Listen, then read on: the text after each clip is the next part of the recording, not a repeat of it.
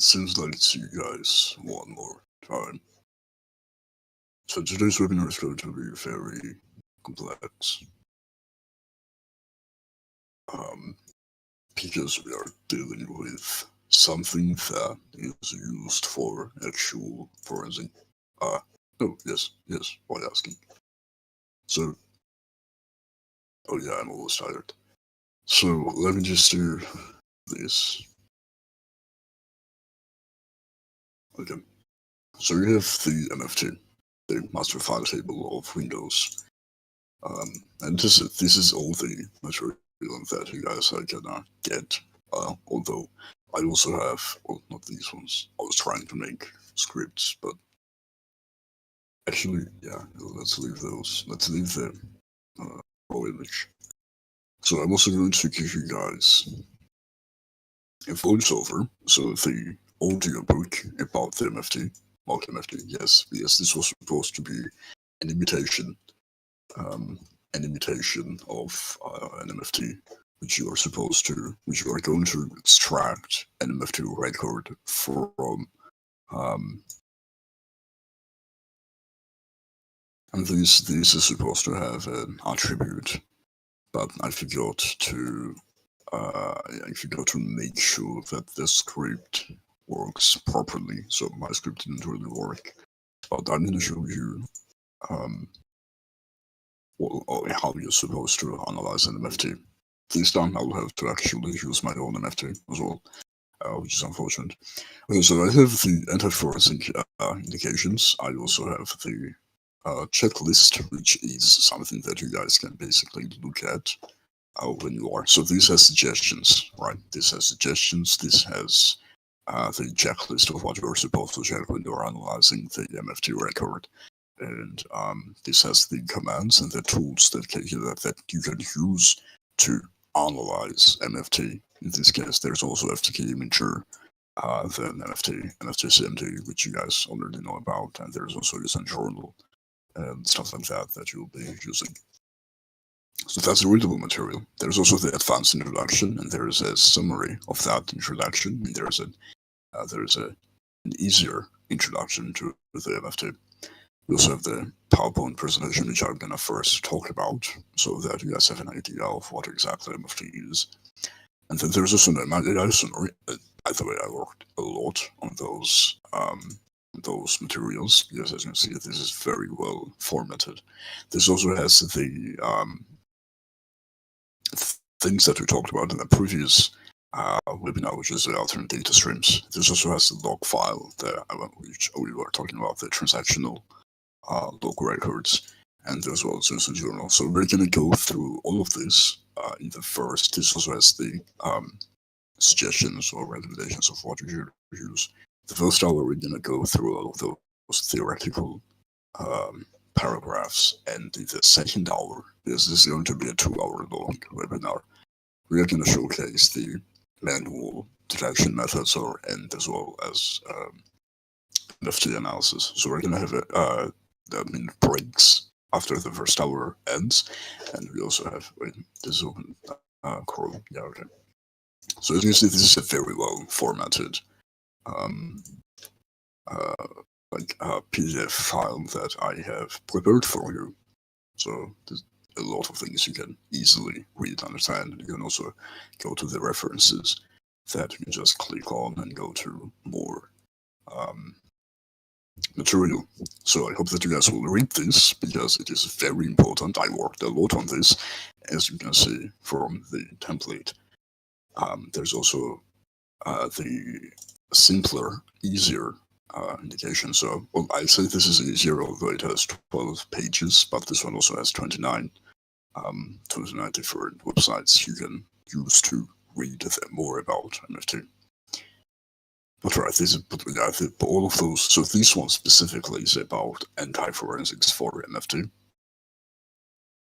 This also includes introduction, and this one is specifically about forensics of MFT. So I hope you guys know the difference between those two. And yeah, this one is a summary that you can just read very easily. And this is a PowerPoint presentation that I'm gonna present to you right now. let's go all the way up. So what exactly is MFT? So that is a master file table on Windows systems, which is responsible for logging behavior of systems or files on the device. Right, continue. Louder, okay. So this is going to be on our agenda. So this is the table of content. Goals and learning objectives, ATS and MFT fundamentals, log file and usage journal, because these two are different files. As we mentioned, log file is a transactional log trace, which you should be able to actually analyze and find, let's say, replacements of files and overrides of files. I'm not sure why people stopped using that. Then we have the commands tools. We have the practical workflow, which means that it is a practical demonstration. We're also going to have an example, a visual example of an MFT, the forensic techniques. And we also are going to have an appendix, which is going to be full of, so this is an additional paper, which is going to have commands and scripts. So we have the objectives. The objectives of this MFT webinar, this is not going to be just, this is actually going to be just multiple series of MFT webinars on this digital forensic course. Just 2 hours is not enough for you guys to actually learn this, and it's a very useful artifact on Windows. The objective is that you guys are going to understand the structure of MFT, as well as the MAC-B timestamp. So if that's a standard information, file name, and data of the file, then you're going to be able to learn how to extract MFT using journal and log file, and how exactly you should work with all of those 3 artifacts together, because that's how you usually are supposed to or expected to actually work. And you're going to learn also how to reconstruct the timelines. We talked about reconstructing or constructing timelines in the previous webinars. However, this one is a bit different, and it's a bit more practical, to say the least. And then you can also learn some of the anti-forensics of MFT. I also talked about that anti-forensic S-delete yesterday's webinar. That's also something you can detect with MFT. That's also something that we are going to talk about in this webinar too. And then we also have a lot of different samples and examples. NTFs. So what exactly is an NTFs? NTFs is an acronym for the New Technology File Systems. We talked about this in the previous webinars, but I'm going to repeat myself that this is basically all the new Windows systems, operating systems, use this technology that stores the metadata of files, as well as websites and everything that is on the device. That includes the structure of NTFs, consists of an MFT, user journal, max time, and many other subcategories, as well as $I13 artifact, which we're going to talk about in the next webinar, because that's a different topic. It's a very different thing. We have the attributes of MFT, and MFT has primarily, it has 4 different attributes: a MAC-B timestamp. MAC-B, M stands for the modification time, A stands for the access time, C stands for the creation time, and basically the B stands for the sources, or where exactly the file came from. There's also the file name, the attribute of an MFT, which has the name of the file, the parent file, as well as the timestamps of the file. And then we have the data, which is either is the file resident or is it non-resident, which means that this is also something that you can determine alternate data streams from. So then we have the other artifacts. So the log file, as we said, it is for the transaction logs. Change journal is the user journal. Then we also have the bitmap and MFT mirror, which is a mirror of MFT. We're going to also extract that later in the second hour of this webinar. We have the attributes of MFT. MFT record structure has different attributes: entry number and sequence numbers. So entry number is something that we're going to also use when we detect S-delete, because it detects the sequence of a file. So that just detects the reuse of files with execution and the same name of the file. We have the standard information, so those are also referred to as metadata of a file, and then we have the file timestamps, which are under the file name attribute. The $sign file name is the file timestamps. We also have the data. Now, this is either the file that is on the visible system, so the MFT, or small files those are the small files that we call small files, although the thing is that inside the MFT, even 100 gigabytes of files are going to be considered small files. That's the only things that MFT actually reads and understands. Then we also have the AS, so that's the alternate data streams. So we have the transactional user internal, the log file. The log file because the end has metadata transactions. That refers to modifying the metadata of a file, or placing the file, placing it elsewhere, redoing or undoing operations.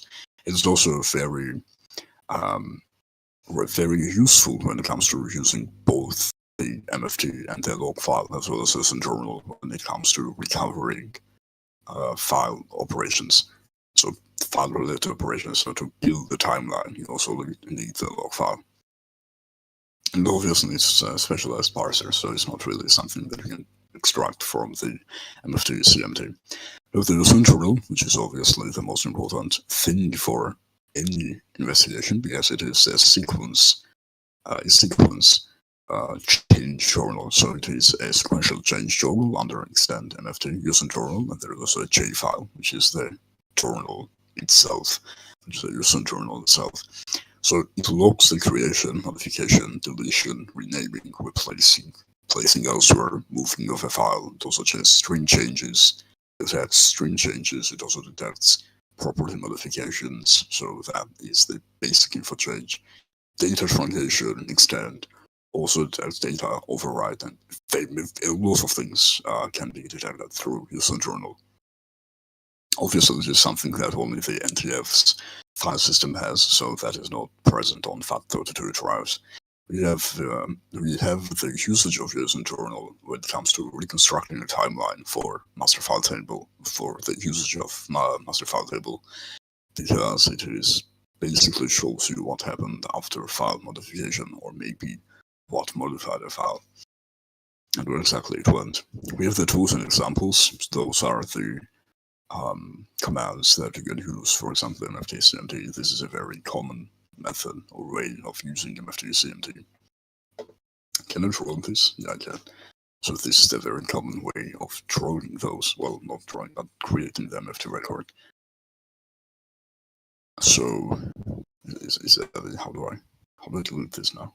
With eraser. Nice. Okay. And then we also have the pre-CMT, which you guys, I'm pretty sure that never knew about. This is a registry CMT, which you can use to actually extract user journal traces using it. We also have the practical demonstrations. So these ones are the FTK mature cloud CLI version, so the command line interpreter version that you can extract it that way. You also have the Python extractions, so extract MFT. This is a dead tool, by the way, although I mentioned this in this course. And we obviously have the most favorite MFT CMT, which if you do not know, we can also extract MFT from captured images, so RAM dumps. So obviously you also have other different samples over here, so you can use user journal, you can extract MFT journal, log file, bitmaps, full shadow, copies and sessions. Time sketch and Plazo are actually useful, however, they are used to construct a timeline, which is going to take some time. We're also going to cover that in the later webinars. And yeah. So we also have the showcase of the illustrative showcase of the MFT hex dump. Obviously, this shows you the entry numbers, so those are over here. This also shows you this also has the offsets, record sizes, and that's how the partial examples can extract the MFT from user journal, not user journal, but a file dump, the memory dump. This is not really necessary because you doesn't really need that to know that. And we also have the cross-artifact validation, which means that you have to compare the timeline, the time of the standard information of the file, so the MACD timelines to the file name timestamps. File name timestamps have sometimes they might have different matches, so they might not match. You should also check the user journal records and timelines when it comes to replacing files or modifying files, and compare that to MFT. Maybe you guys have some questions. So still it is detectable. Obviously, yeah, of course it is very detectable, although it takes some time. It's going to take you hours, which is why it is close to impossible to detect in the actual screen share. But if you get used to this, you're gonna have more practice to detect it. So you have the log file. So you can use the log file to reconstruct transactions, so the timeline, so the modification of files. And then you have the anti-forensic methods. We mentioned the time stopping in the previous webinar. We mentioned the sdelete. We also mentioned alternate data streams. This is the most simple example of alternate data streams. So look for files with this sign and the data attributes, and log clearing and event log tampering. These ones are also, the anti-forensics that we mentioned yesterday. Time stopping is obviously mismatched MACD timestamps with file name or external logs, which is why I mentioned this cross-artifact validation in the previous slide. Then we have the recovery techniques and caveats. Recovery technique, you guys can actually use MFT mirror and log file to reconstruct damaged MFT files. That is also something that I believe Zimmerman's tools already do, so you guys don't really need to do that or worry about this. You can also carve files if metadata is lost, and if basically everything is modified and everything has been, let's say, corrupted, then you have to rely on external logs, so different logs for file modification. That includes user journal. And then we have the experiments. So these are the tests that you guys will eventually get. So you don't worry about that. And then we have the recommendations. So how exactly you should analyze MFT. So use MFT, use journal and log file in order to reconstruct a timeline. And you also should get tools that optimize the MACD mismatches. Right, so these are just recommendations that you guys can just use manually, and those are the reference commands that you can use in the end, and those are the references that you guys can also research yourselves. So with that, this presentation is over. I'm going to send you guys this presentation as well. So yeah, it's just you guys. Okay, that's good. And then we have the introduction to MFT.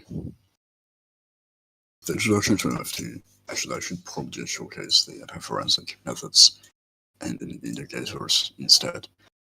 First of all, let's maximize this.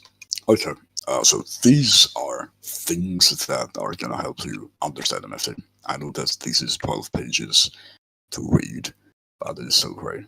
The attribute ecosystem. So there are resident attributes and there are non-resident attributes of an MFT record.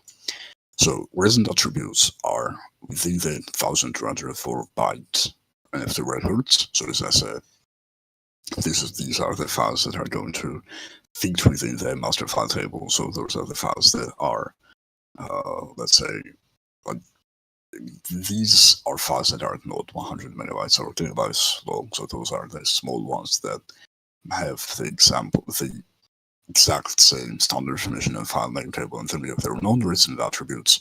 So those are for the larger files. So larger files are going to have different attributes all the time. So that refers to the clusters outside of the MFT. Clusters also refer to let's say MFT mirror. Mirror is going to be stored, is a non-resident attribute file, which is going to be stored in MFT mirror to show the other artifact itself. So that's just the residence of MFTs. Then we have the MACD timestamps. Modified M accessed, changed, and birth. So the creation of the file. Those are the MACD timestamps that the standard information shows. So standard information is this column. You're gonna see those two differences in the MFT extraction and analysis in timeline, the timeline explorer, because standard information has different timestamps. Those are the timestamps of the file and its directory, and the file name, those are different timestamps.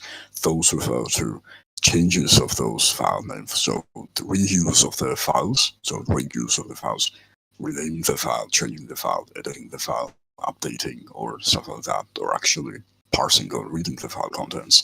That's why we're going to compare those to the standard information timestamps to the file name timestamps. Sometimes we'll be able to find timestamping, so the anti-forensic methods, because these two are supposed to match all the time. Or there should be a very subtle, even if there is a very subtle difference between those timestamps, that just means that the file has been used or accessed or modified. So then we have the extended identification or explanation of those timestamps. So the modified timestamp. Modified is user visible, so that you can see the modification of the file that is only updated when the content of the file is changed. File name. So the file name modification time is going to, you're not going to see the file name attribute modification time, because that is only visible through extraction of the MFT itself. So the meaning of those two, the comparison, as I said, is going to indicate that the file is a copy of a different file, or there is timestamping that's taking place. Access of the file. This is user visible. You can always check when the file has been accessed, but this is not always. This doesn't show that the user accessed it. That's why I also mentioned that it can be unreliable due to system features. So even when an antivirus accesses a file or the antivirus scans the file, it doesn't mean that the user accessed it. So there's that. We have the change timestamp. This doesn't. You never see this. This is only updated as a basic information of the file, so that is only useful for the metadata manipulation, so renaming of the file. And then we have the birth. This is also visible to you because it's a creation of the file.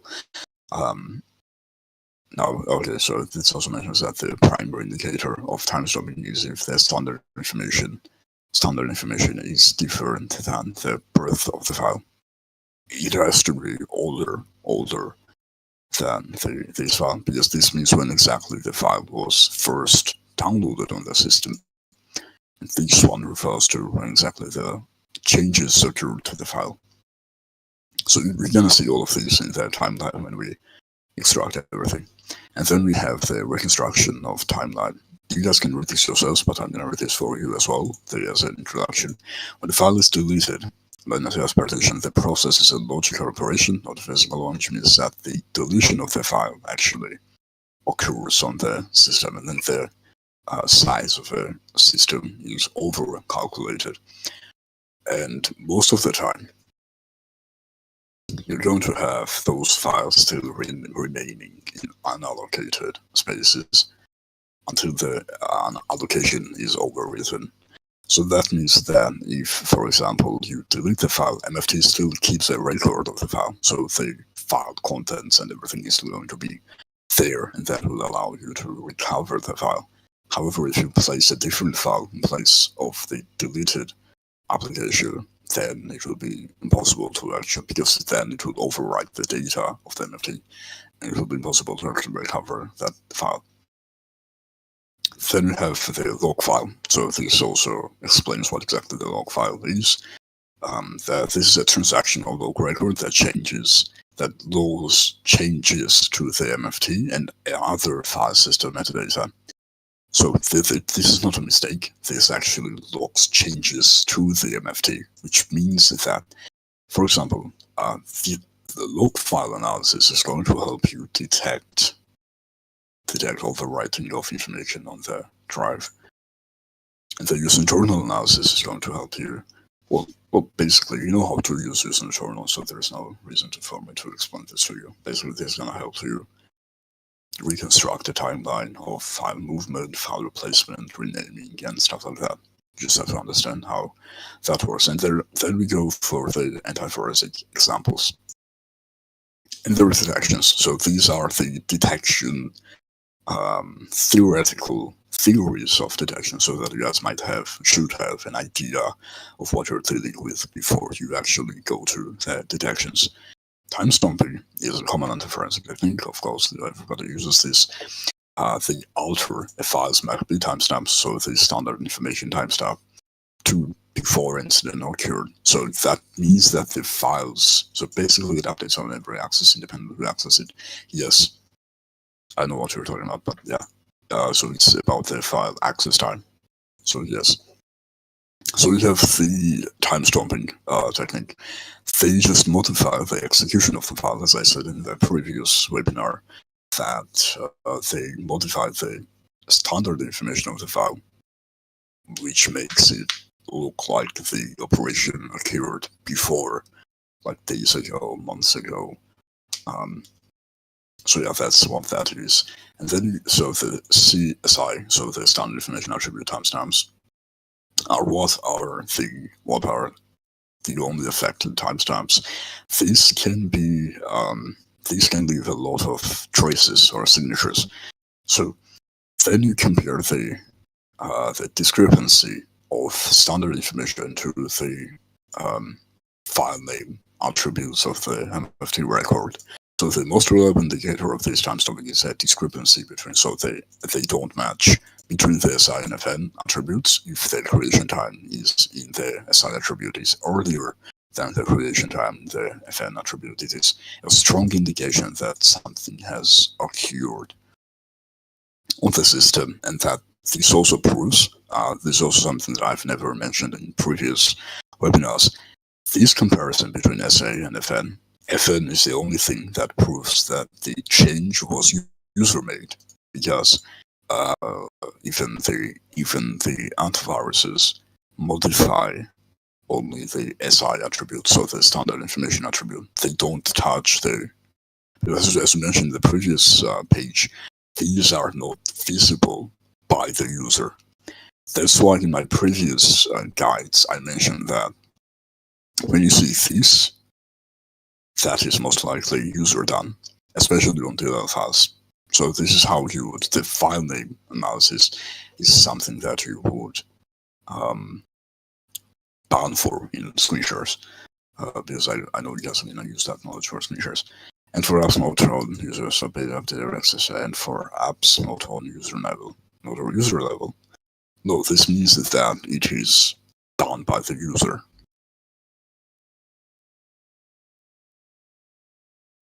Right. So when it comes to the administrative levels or the kernel levels, then okay, that will update this FN too.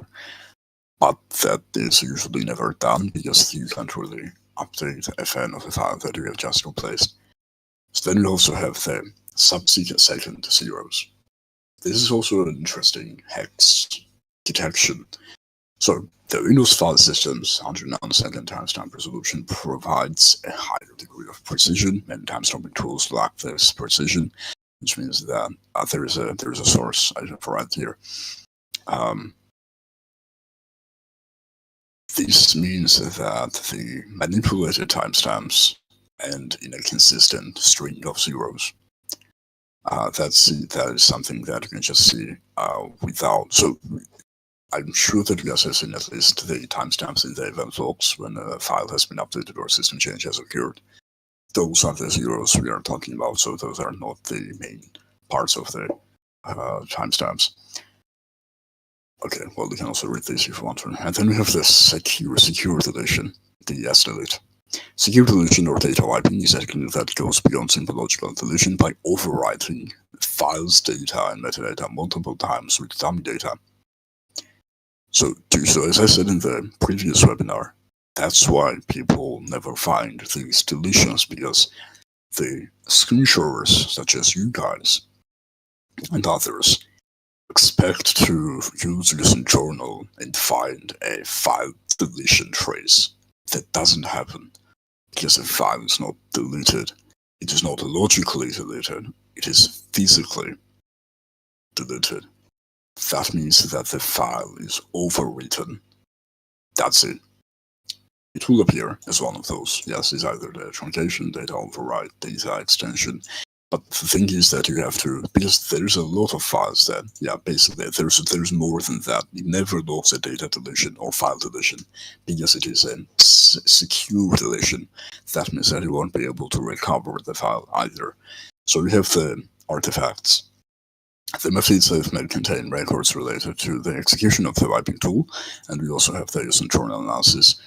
So as you can see here, it will log a series of rename and deletion events showing the attacker attempts to obfuscate the original file name. Deletion is going to occur on the overwritten file traces, so the original file will never show deletion events. This happens also with the archived file deletion. So here we have the summary of critical flags. So we have the hex value of offsets. When you see the offsets, we're going to see that. We're going to get to that when we do the analysis with the actual demonstrations. But they're right, so you should just read these yourselves. It's not really that useful, not necessary. And okay, so we have the methods and tools that you can use. This is just the ending of this page. Okay. So I hope that you guys know you guys learned the general, let me close this. The general introduction to MFT, as well as the anti-forensic tendencies of MFT. We're gonna go to let me see what the AI wrote, to be honest with you. I want to see this. Okay, yeah.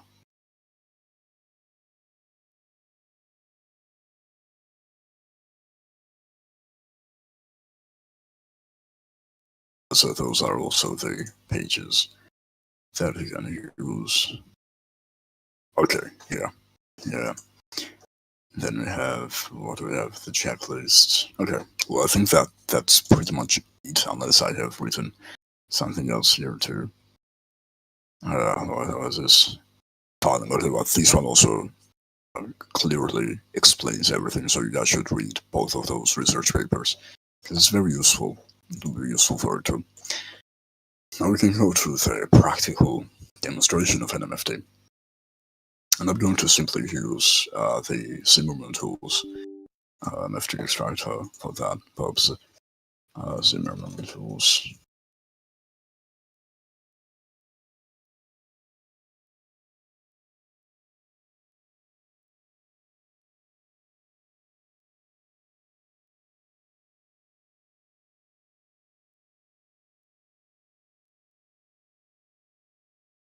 So this can take some time for the download timeline explorer too.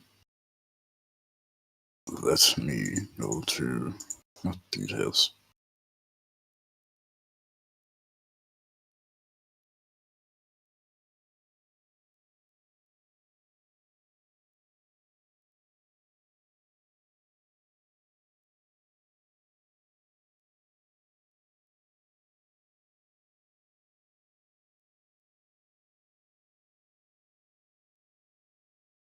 Right, yeah, well, that's a renamed file. Yeah, that's a renamed file. I was trying to demonstrate something. So we have the MFT CMT, we have the file, we have the MFT, we have CSV here. This is going to create, okay, of course I don't have the runtime. Let's wait for the timeline explorer so that it also installs. This also installs it for me.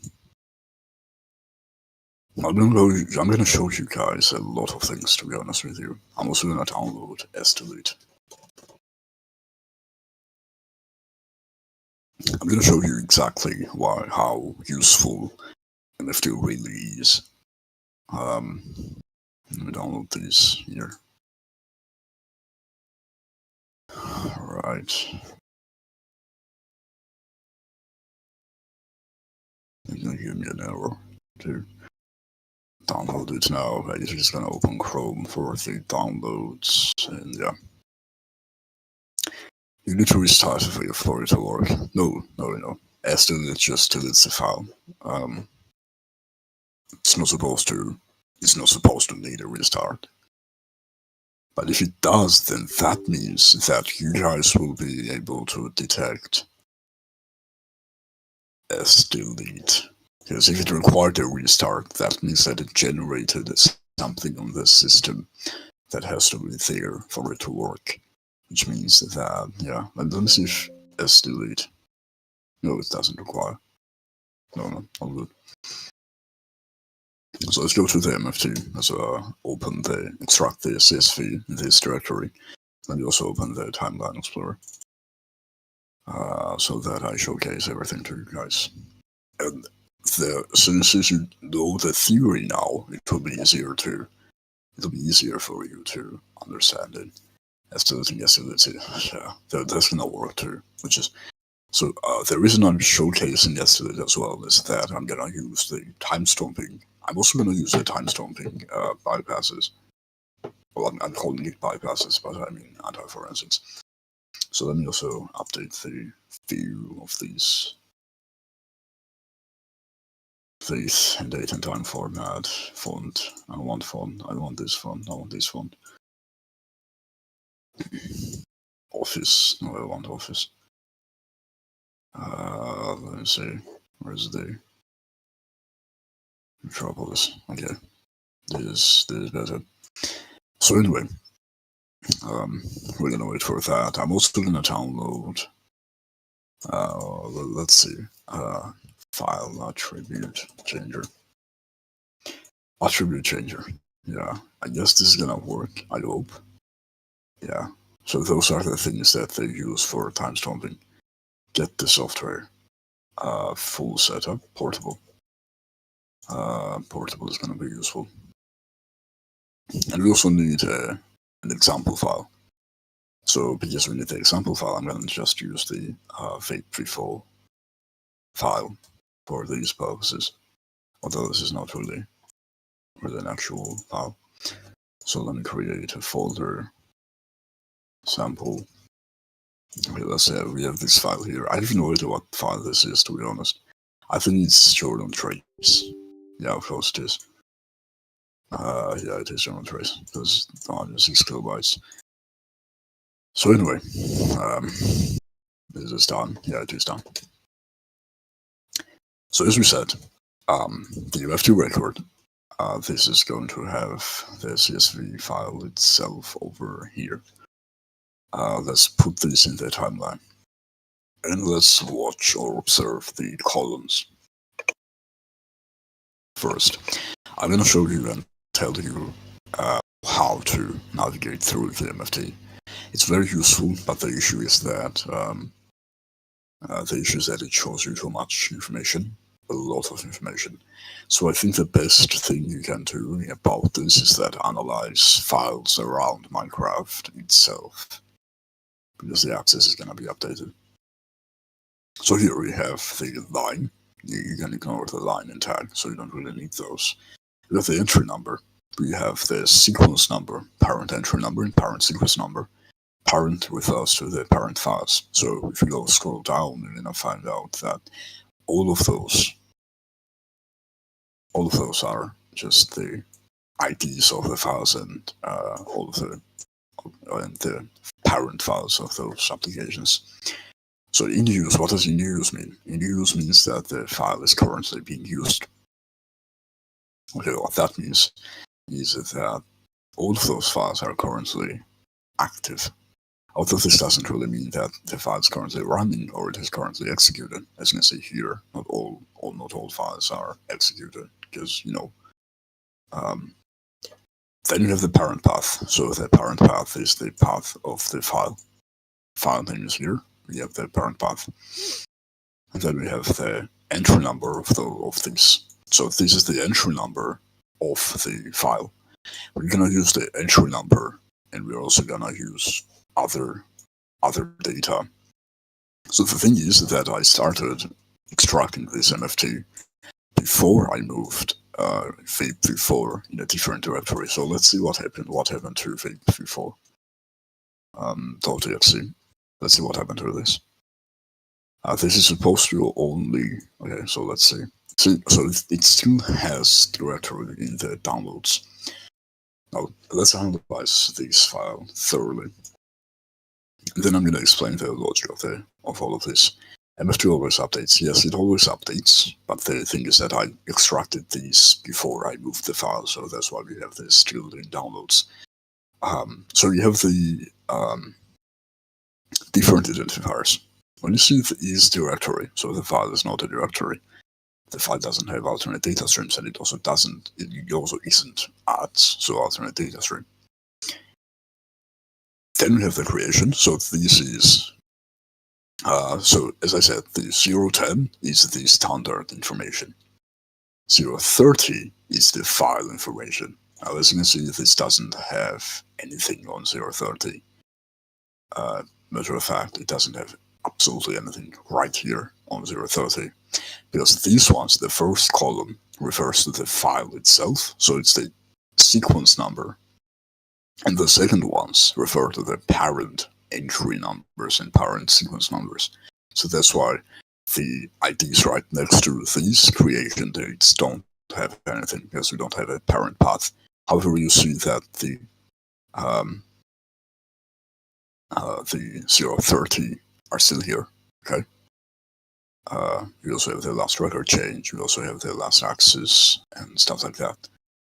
So this tells you we also have the detection of timestamping over here. See, and we also have the detection of the zeros that we talked about in the research papers. So now you understand. So now you guys actually understand what this means and what this means, right? So zeros, as I said, when there is timestamping or modification of the file, this is going to update. So then we have the reference count. So this is only executed or accessed or whatever once. So the dates here, you see that they are different. Last access 10 is different than this, but it is not below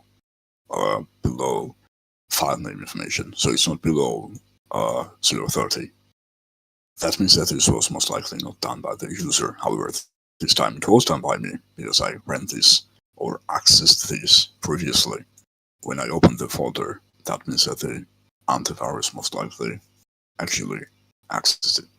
Now let's save this log, this entire log, in a different, let's open Excel. And I'm going to show you what has changed. So let me do this. How do I create a blank workbook? Okay. So let's copy all of this right here. All of this whole thing. Copy this and we paste it here. Okay. So this is what we have. Okay, does this update? No, it doesn't. Okay. Okay.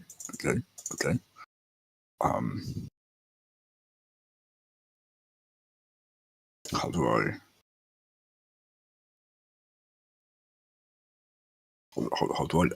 unroll all of the rows? View, data view, got it. I have never used this, to be honest with you. Automate what? Untitled rows, okay.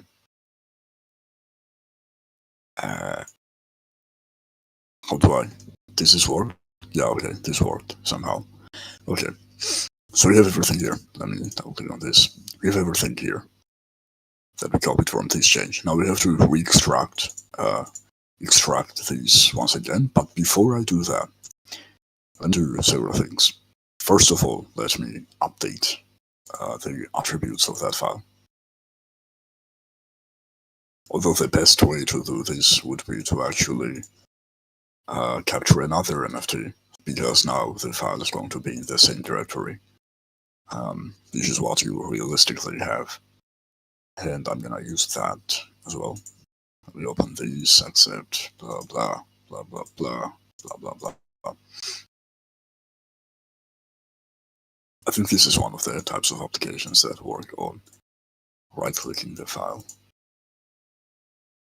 Right.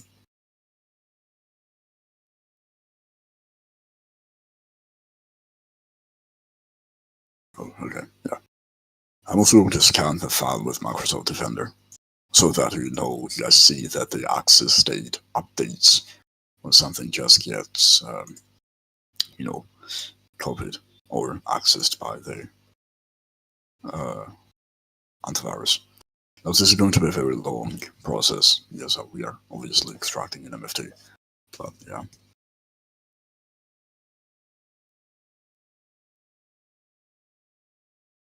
So that's a file that we are gonna see. And then we also have, where is it? This MFT. I think it's done. Yeah, it is done. So let's do the date modified, and then we have these over here. Oh, this is the MFT that we're looking for. We have everything in the format of a CSV file, so the comma separated values. Okay. Let's look at this. Actually, I'm going to update the font as well, because they're still very stupid. What do I do? Arial? Yeah, okay, this is better. Okay. Now let's check the dates of vape Now you'll also see that the file is moved, so it's different in a different directory. But you'll also see that the execution of the file is also here. That's also a different thing that we're gonna deal with. Now let's copy this entire thing one more time, and also,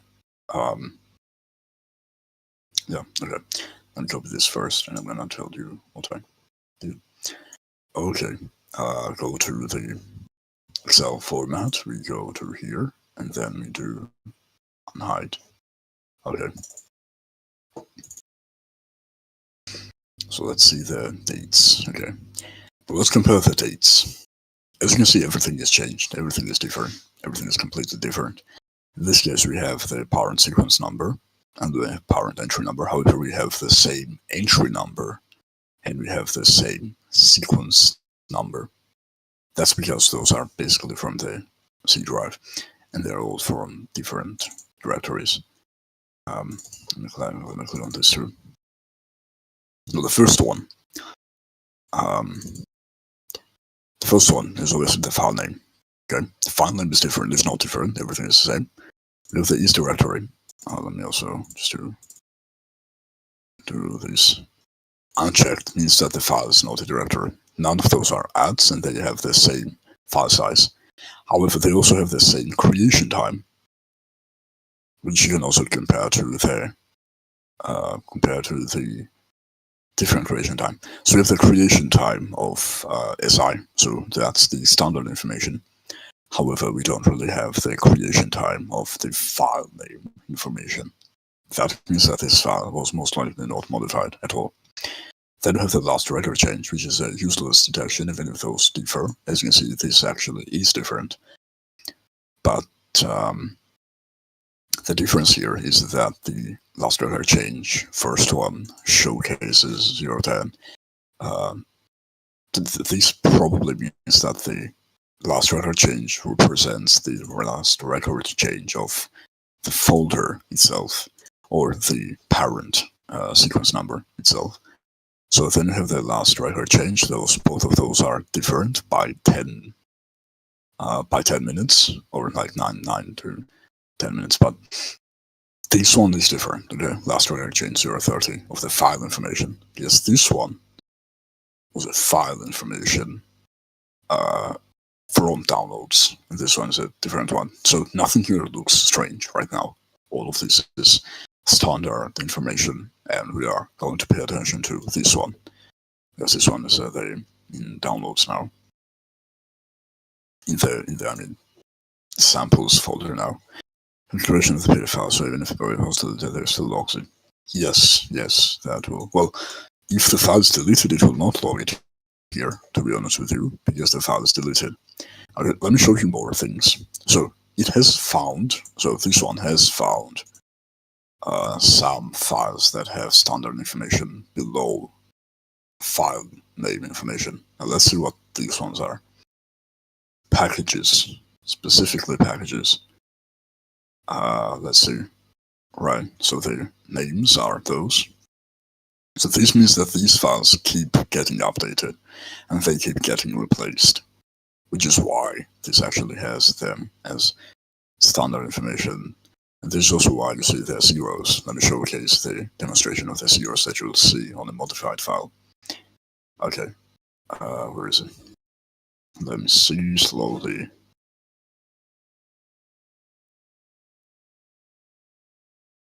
Okay, yeah, so it's a file name. Okay, file name.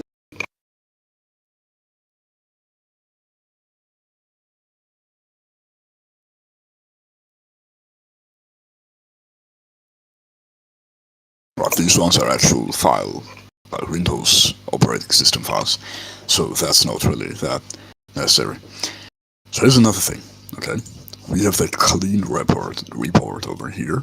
That's clean, okay? Nothing is modified, nothing is renamed, nothing is changed or whatever.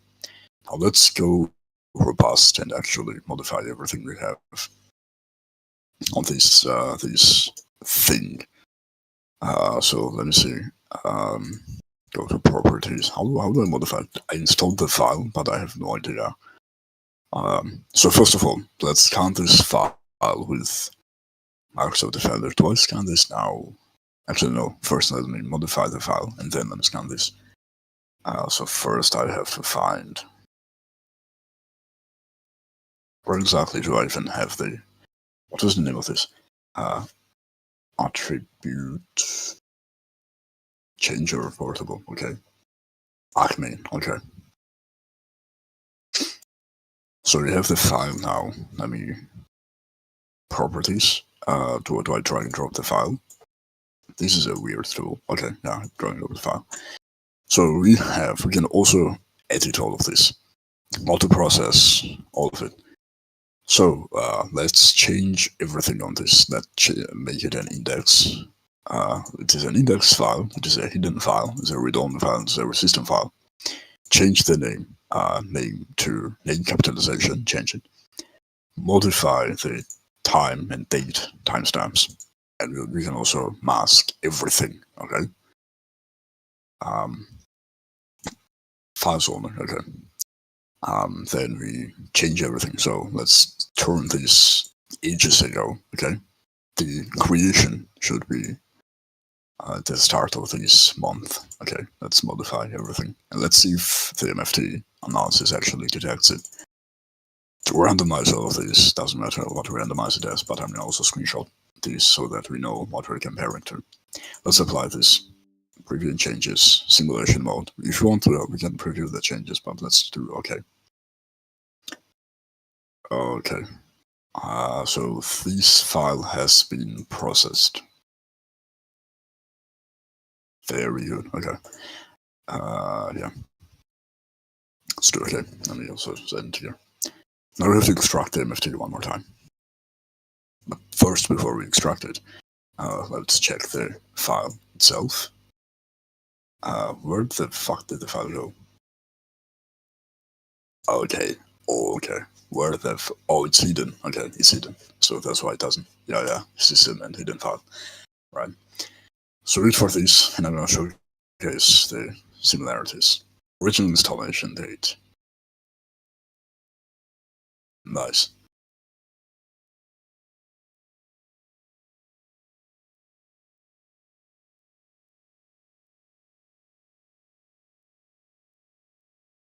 Yeah. Um, yeah. So also, by the way, about the MFT, we can also use the is directory and is adds or has adds sections here. You can also detect alternate data streams here, right? That should also use those on the MFT. So this tells you that the file has alternate data streams, and this one shows you alternate data streams themselves. So they are here, all of them. It also shows you the contents of this, so where exactly they were downloaded from, where exactly they were modified from, streamed file state, and stuff like that. Okay, so this is very useful. Yeah. We also have the has directory. Sometimes this has directory thing or is directory thing is going to be useful because you will be able to tell if they also have alternate data streams or modified alternate data streams from directories. We're going to get to that eventually. Okay, so the processing has ended. Let's go to the learn DVR, so the course. And yeah, it's over here. Let's open a new window for this. I'm going to compare every detail or every data that we have between those two files. And then we're going to delete the file, so fade before, and then we can do another MFT extraction so that I showcase everything to you. And also change the skin of this thing because I really don't like it.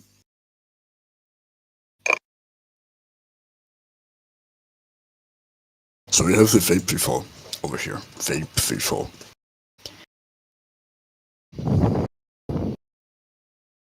Okay, it's over here. And we also have vape before here. Let me show you. Vape before on the file.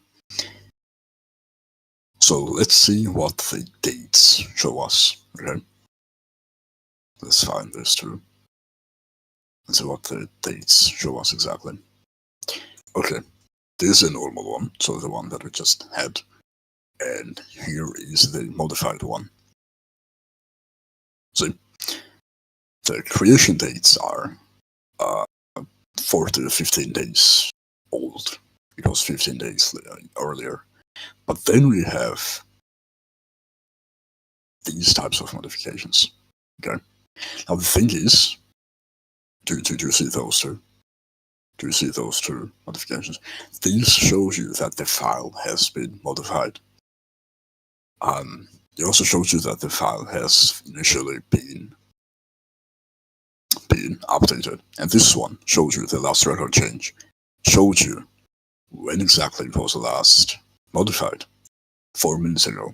I modified the file 4 minutes ago. That's why it shows you this here. So the issue that you guys also notice, probably, is that this one doesn't have the creation or the modification dates. However, it has a copied columns enabled and there's 0 modification. How does it know it has been modified? I guess Windows knows, because the date over here, the last record change is when I actually modified it. And then you see all of those things, which means that if you want to detect a file modification, you can use 6 zeros and copy it. Those two are indications of abnormal behavior on files. You don't even see this on any disk, by the way. Copied, yes, because the file has been updated and modified. You don't even see this on any disk, even though I use this a lot of times. Right? Although this one is PNG of the file. Right. Then what do we do? Then we can use the sdelete, so vape v4. So this is the behavior of the file that you'll notice. Now, if you just want an even more huge red flag, yes, it is a huge red flag. If you just want an even more advanced analysis, what you guys can do is that you can check for the last modification of this date, right? So this date is supposed to have modification. So what you can do actually is go to. So the issue with this is that when you sort this by last modified, you'll never be able to find the modified file because the attribute has been changed. What you guys are supposed to check for are the last record change of the file. So the 030 attribute, which is going to show you everything, especially the file that has been modified. So if you use this, and we also found that the file that was used to modify this, if you do that, you will be able to tell everything what happened on the MFT, like it is used in journal. So always when you extract MFT, do this, okay? Last record change 030, not 010, but 030. The reason of that is, as I said, well, I just demonstrated. Then what you're supposed to do is that you can highlight everything if you want to not lose them, and go all the way here. The file has been copied. The file has zeros. Can you please repeat again what 010 and 030 means? Yes, it is also mentioned in the PDF guides. 010 is the standard information of the file, which is something that the users can see. So that's a MAC-B timestamps. 030 is the file name or the file information, okay, of the timestamps.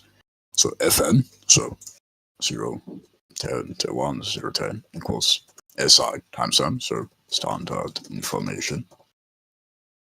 Something that users can see, so people can see. 0 is 30 is FN, file name, attribute, file timestamps. So that's what it is. You can read this and deeper on the file. Yes, okay, yeah, it's pretty much that.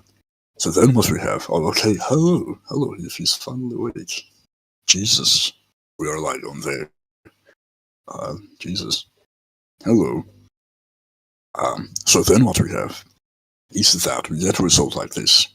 File is both copied and the file. We can also find files that have standard information under the file name information, and those ones are, as I said, temporary files like packages, because they always update. And they also have so they just always update and they're always fluctuate.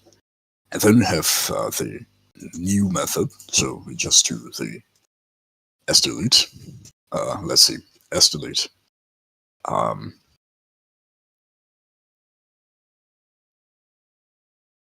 Right, so these ones actually shows you the read-only attributes too. How do I delete it? How do I delete? Do I just do these F?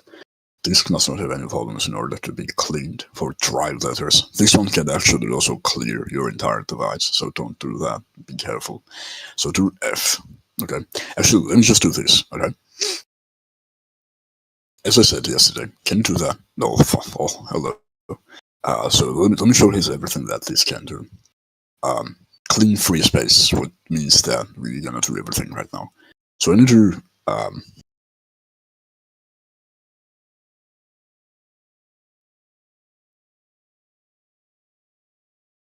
first we have to do F. Okay, so F is gonna be P5. So this one, right? So about the P, this shows you the amount of overwrites. So I'm just gonna do 100. So as I said yesterday, they can also do the overwrite of files 100 times. So that's what I'm gonna do. Then you go to the R, and don't do S, because that's gonna recurse subdirectories, and that's gonna delete everything within that folder and files. And then you're gonna do C. Okay. Actually, that's for the drives, so don't do that. And then you're gonna do the F, which is gonna be the vape v4 sample that we have here. Yes. So then we do, also, did I do R? Yes, I do. I did.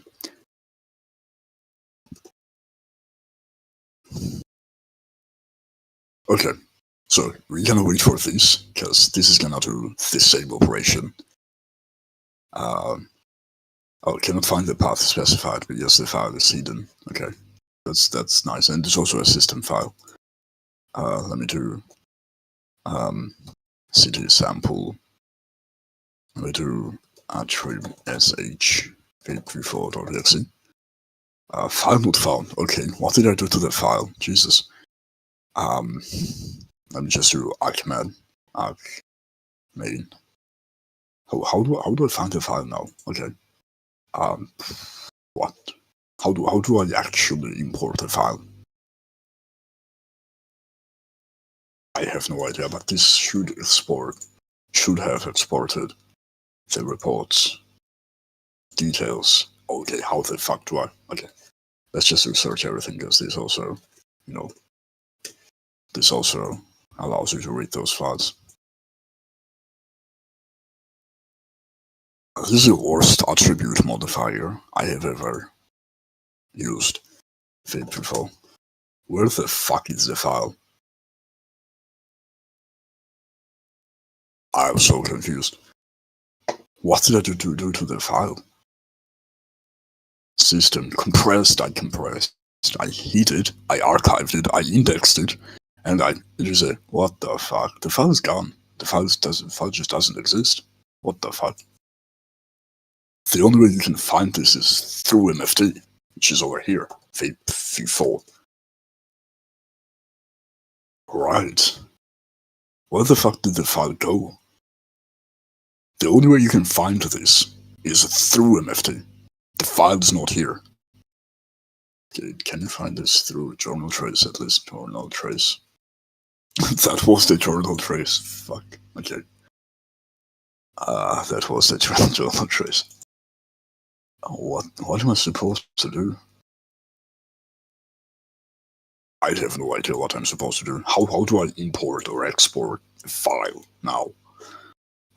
Do I just go here and go to new properties and go to security customization? What do I do? Give access to. What do I do? Where's the file? Okay, can I just do like show hidden files? Where the fuck did the file go? I think the file is not here anymore. I have no idea what I did to the file, but show system files too. Alright. I think that's gonna work. I hope that works. Otherwise, I think I just gave you guys the most undetectable bypass ever. You just have to hide the attribute modifier. This is insane. This is actually insane. I hope that this actually shows it. So show hidden files and go to the properties. Not properties. Where is it?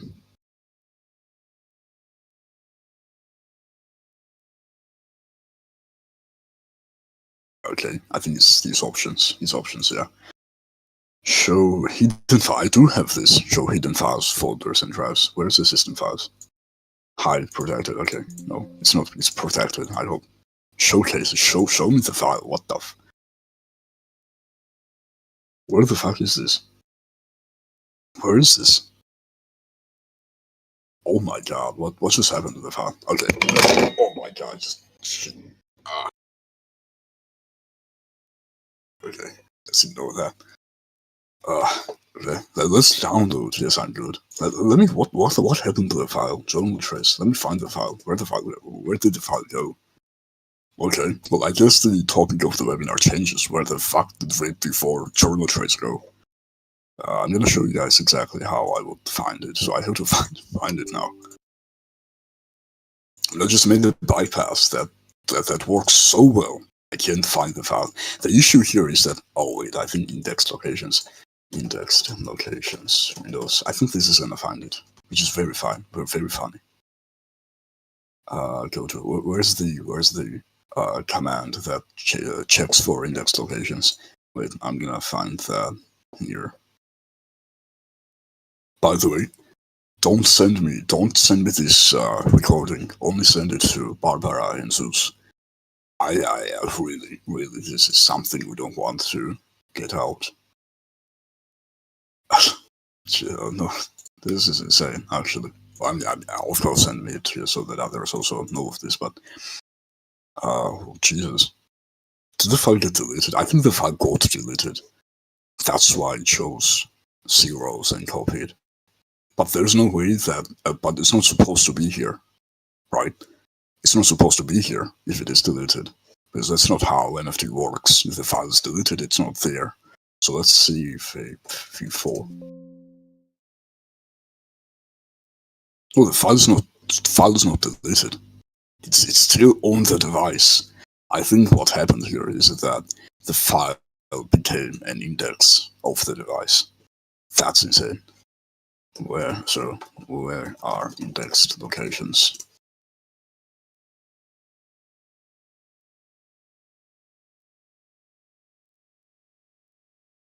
This is insane. Actually, this is insane. Very insane. Because the funny part is that what the fuck are you talking about, dude? Not indexes, no. So I've not even mentioned indexed locations here. Okay, Windows indexed locations path. No, like the path. Jesus Christ, where is that? Can you guys find it? Because I remember it was in Switcher community. Manage indexing options. Wow, okay. Indexed locations. SVG. Yeah, thank you. Okay, it's this. Journal trace. Nice. But this is not it. Where's the vape before sample? Sample. This is not it. Okay, vape before. Please. There's no way this just found the name of vape before here. Index locations, by the way, is a very useful thing. But where is it? I actually can't see it. The file is still on the device, by the way. The file is actually still on the device. Oh, it's compressed. Did it compress? How do I find compressed? Is it an archive? Maybe it's an archive. No, but then it doesn't make sense why vape before doesn't showcase. How do you even find this? Not recover. The file is still on the computer. Or rename old name. Do you see this? File got renamed. Ah, of course.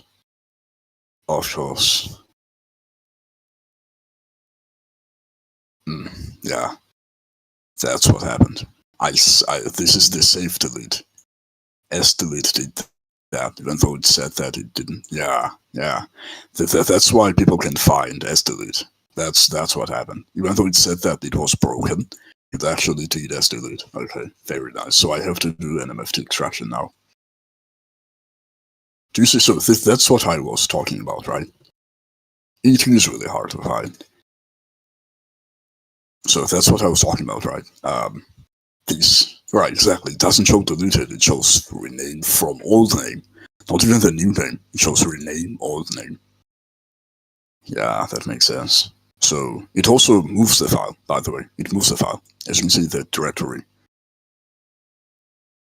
It's the same directory. Oh, I see what's happening. The file name. But wait, you know what the issue is now? The issue now is that even though I removed the file is deleted, but it still doesn't, I still cannot find where the file was deleted. Oh, okay. Oh, let's do the temp. This actually creates a temp file too. How is it on MFT? Oh, that's a very smart question. I think that's why. No. This one is from the previous test. So this one is from when we modified the attributes of the file. We are still getting the third. Yeah, we are extracting the third one from here. By the way, SLoot apparently creates a temp folder.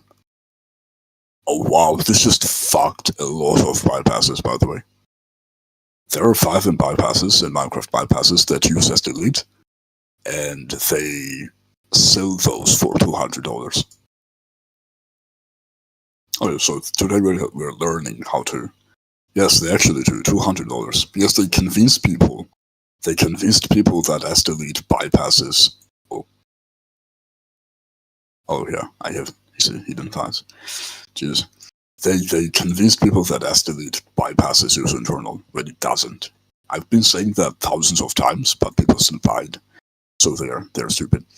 So let's open the third one and I'll analyze what sdelete actually did on the system. Well, we're gonna see the set zeros on vape before. The issue now is that vape before is no longer gonna be here. So we are looking for this file, the CCC. So I don't think that vape before it's gonna be here. It's not gonna be here anymore because it has been modified and overwritten. I wanted to, yeah, wait, I forgot. Oh, actually, no, I did not forget. I mentioned how at the start we were gonna be using the entry number. So we're gonna use this entry number here too to find the file. I hope it works. No, it's not this. It's not this file. So that's the entry number of the folder, so the user's folder. So I guess sequence. Are we looking for the sequence number? Is it sequence? It should not be a sequence number too. Let me see. 332. Okay. So what happens here? Then we go to the 6 zeros, which refers to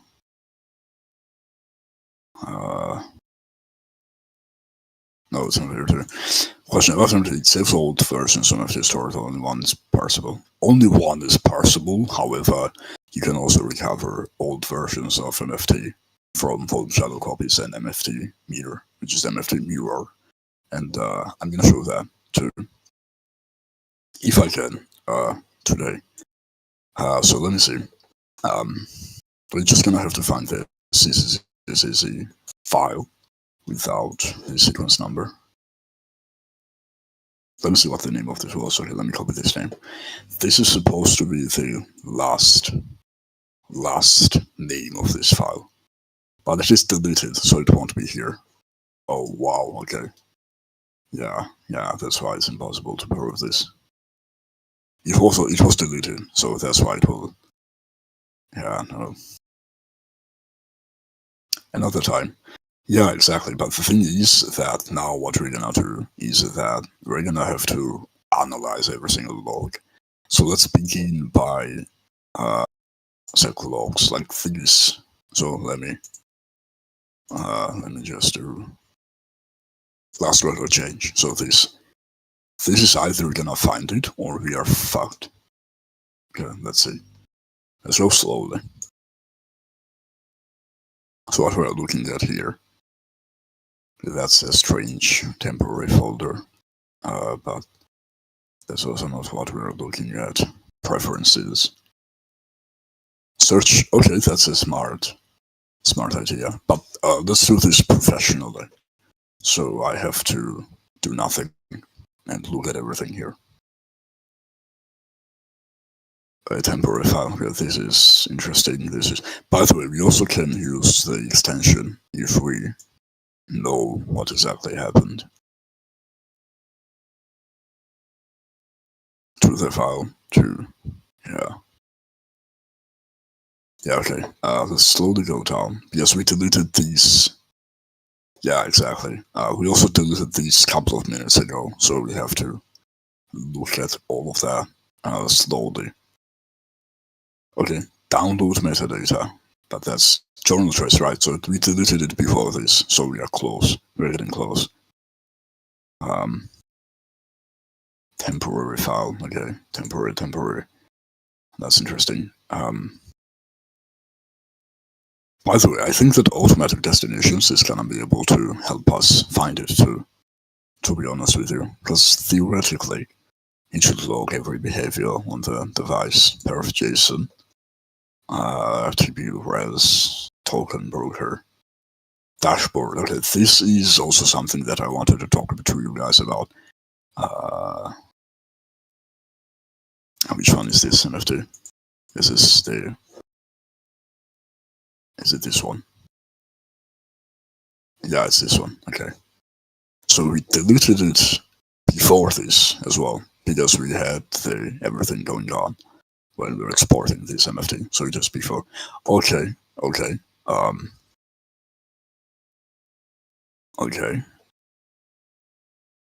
We also used that. We were waiting for PDF, AC, PDF, downloads, attribute change, and portable. No, this is the very first one. Okay, I think we are way past the detection. So MFT doesn't have this.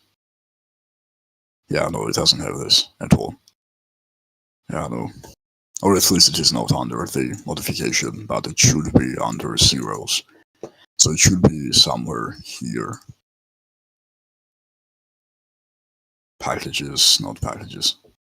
So we also have to find the parent path of the operation. And it doesn't have to be. It doesn't have to be packages. So what we can do? Oh, oops. Okay, we are in the catalog pages. Cat root. Okay, those are cat files. Oh, okay. I think this is. Those are interesting because there are unknown paths that it has recovered and understood. So you can also use this. You can also use this for. Okay, what's this? Yeah, you can also use this to also detect archives, so zip files, zip folders, and what they had or have inside. But this is interesting. This is interesting. I hope it's these. Is it? No, it's not. Okay, of course it's not. Right, so as you can see, detecting those types of things is a very hard thing to detect. Oh, actually, let me see. Let me see this very first basic info change date. Let me go to this date, but I have to format it their own way. So it has to be around. And I think this is also in UTC time zone. So current time in UTC. So it is 2021. So this is 21. Is it 21? Is it? I think it's 20. It should be 20. In this case, we do 2025, 09, 16. Okay. So it's either these. Oh, okay, that's interesting. Wait, I have to open the doors for my cat. Sample. Okay, this is nice. So we have the folder being updated for some reason. I don't know why, but TTF is a text font. Sample. Okay. So the folder has updated, but I don't know what happened to the. Let me see there. Yeah, let me see. So if I go to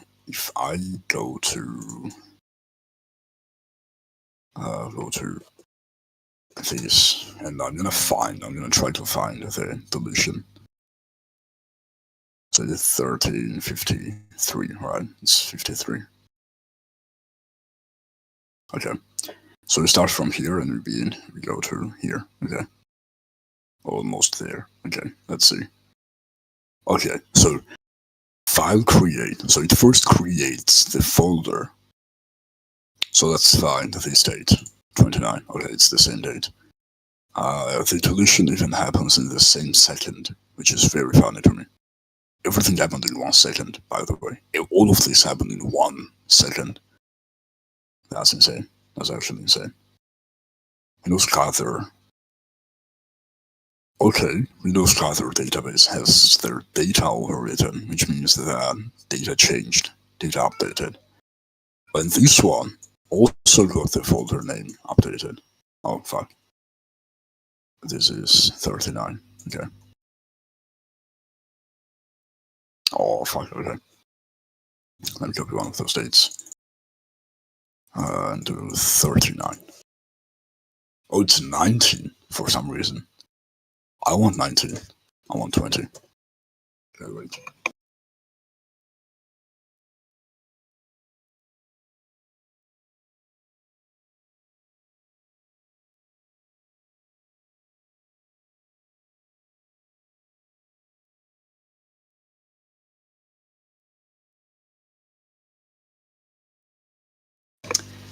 Okay.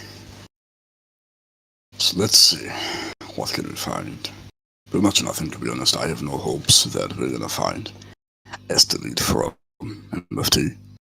Oh, do we? No. No, we have nothing. Although we only have the prefetch of it. Which, it's just nothing. Right, so things become very strange. So let's see if there's anything around MFT during that time that can hint us on something bad happening or something. So let me see. The creation. Creation is not something that we are looking for, but okay. Let's do modification. So 30, okay. So we have the 30 modifications. Strong database, okay. Windows event logs. NTF's operational. NTF's operational, that's different. We need at least 20, 53. Something like that.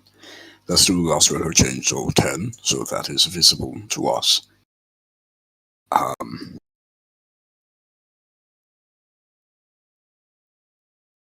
Did reboot, okay. So we're looking for something that is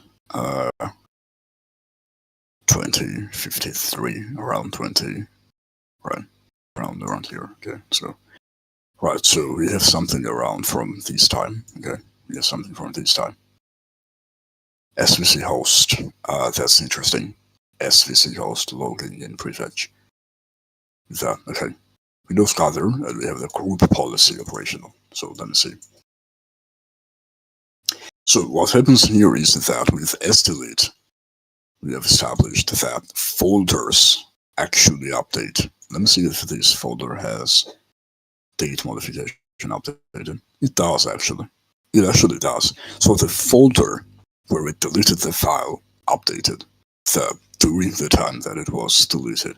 So that's also interesting. And let me also open this group policy because this sdelete is supposed to overwrite the what's this app installer local state. This is also interesting. Update up package my desktop app installer local state. What is this? Group policy.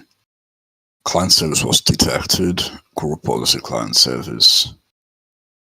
But this is different. Okay, so let's see if anything logged in at all. So the first detection would be obvious. Oh wait, you guys are asking questions. Holy shit! I was supposed to scroll down.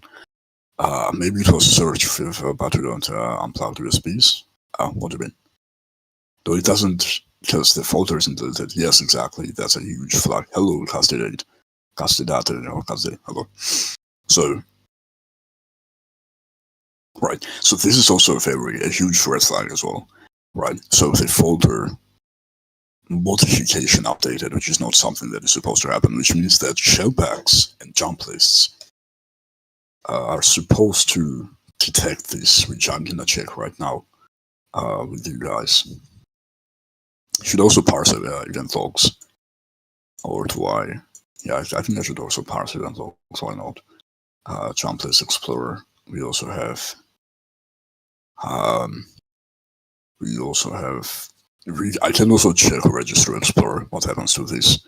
If you guys want, do you guys want me to conduct an entire forensic analysis of the device for these types of bypasses? Do you guys want me to do that?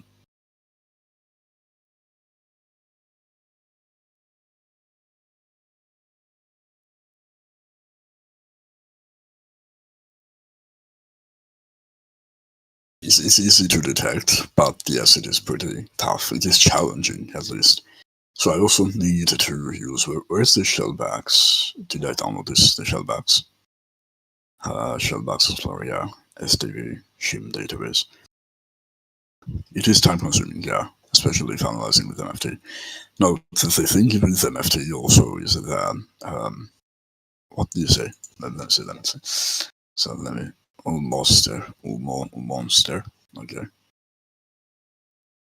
We do depot translator. Let me see. What does it say? So, okay. Oh man, that's so funny.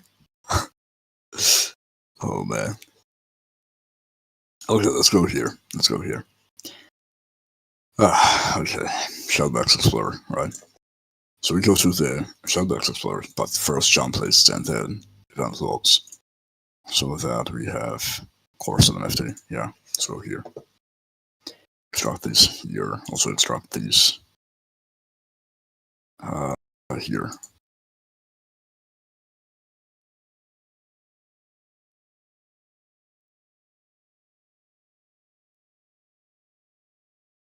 Right, okay. Okay.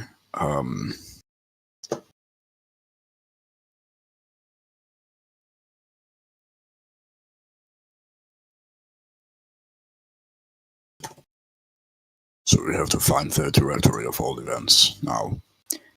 Oh, okay, yeah, that works too. Yeah, you're right. But let's do copy full name. Now this is going to where is this? Okay, yeah. Directory. Oh, not that one. No. Let me do the directory itself.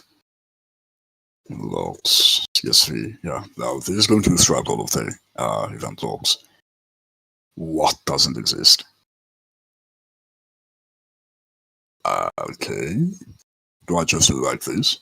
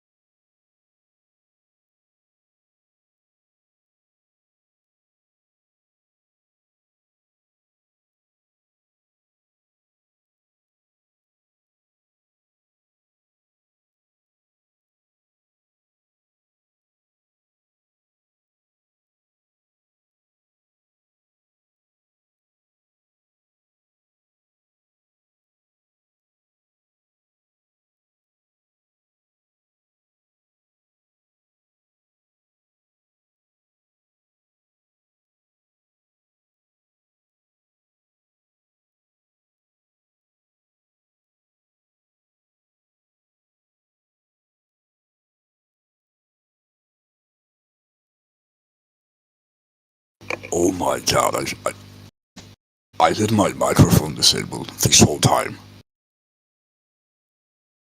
Why not tell me? I was talking about this. I was talking this whole time. I thought you were concentrated. No, I'm never concentrated. I can't leave 1 minute without talking. Yes, this is actually better. Because if you export MFT through FTK Imager, then you will be able to actually parse it through MFT CMT. Then what we have here is that, okay, let's ignore the event viewer because we are parsing everything. So here, this is strange. Search protocol host, which means that the file is very strange. Winget, even Winget has updated. Attribute changer too. Alright, so that's pretty much all about that detection of that thing.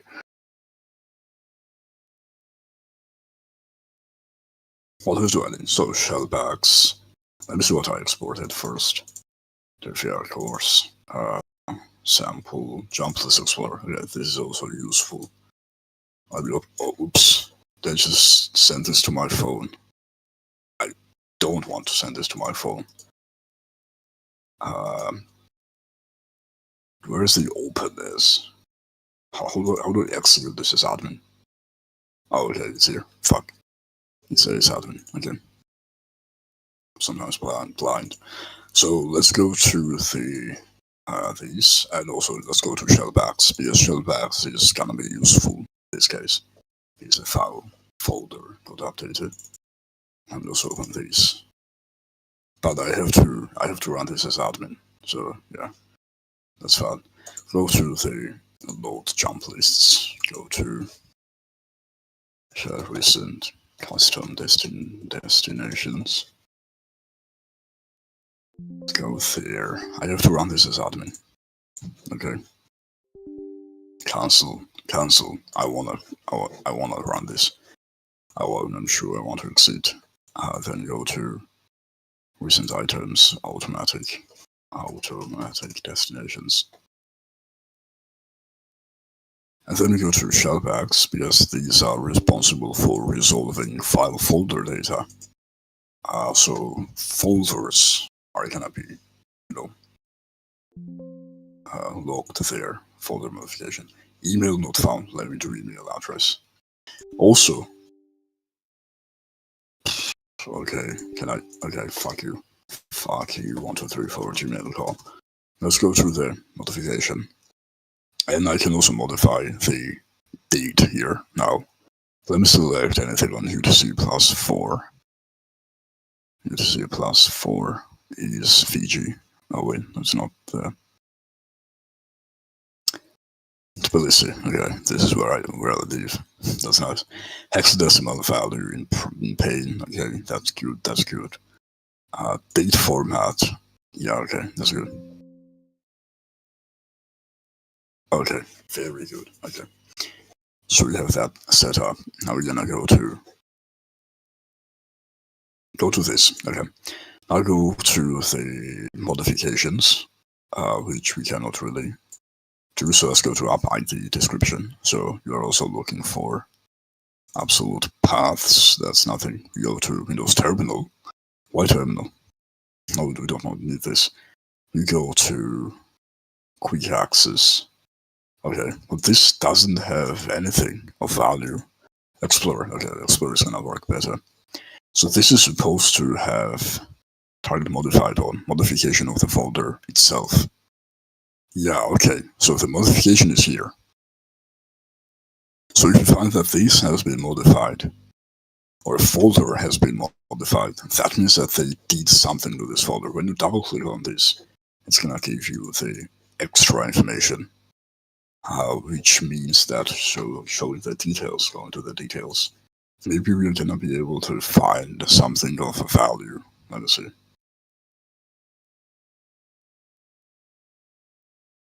File droid birth. That's strange. So what happened? We don't know what updated the file or folder, but the thing is that after this, all you have to do is usually use internal and either filter the state or filter the path or the folder itself. We can also go into detail and go to, let's say, PowerShell. What's this? I have no idea what this is. Oh, well, this also proves the execution of PowerShell, or PowerShell being deployed, which I did before this thing, but what else do we have? I don't have anything interesting anymore. Oh, I have this disabled. Fuck. I have jump lists disabled. Okay. Okay. Right, it doesn't matter. Let's go to the load offline hives. Those hives are obviously from the registry, so Windows System 32 config, and you load all of the registries that are here. Okay, all of those. Another thing you can do actually is that you can load older versions of registry as well.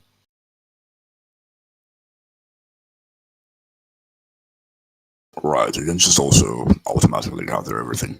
Yeah, I know I'm bound. Yeah. But this is not. Remember, you load active registry. This is gonna find everything itself. You can also see what exactly happened if nothing got loaded, and then we have the shellbacks.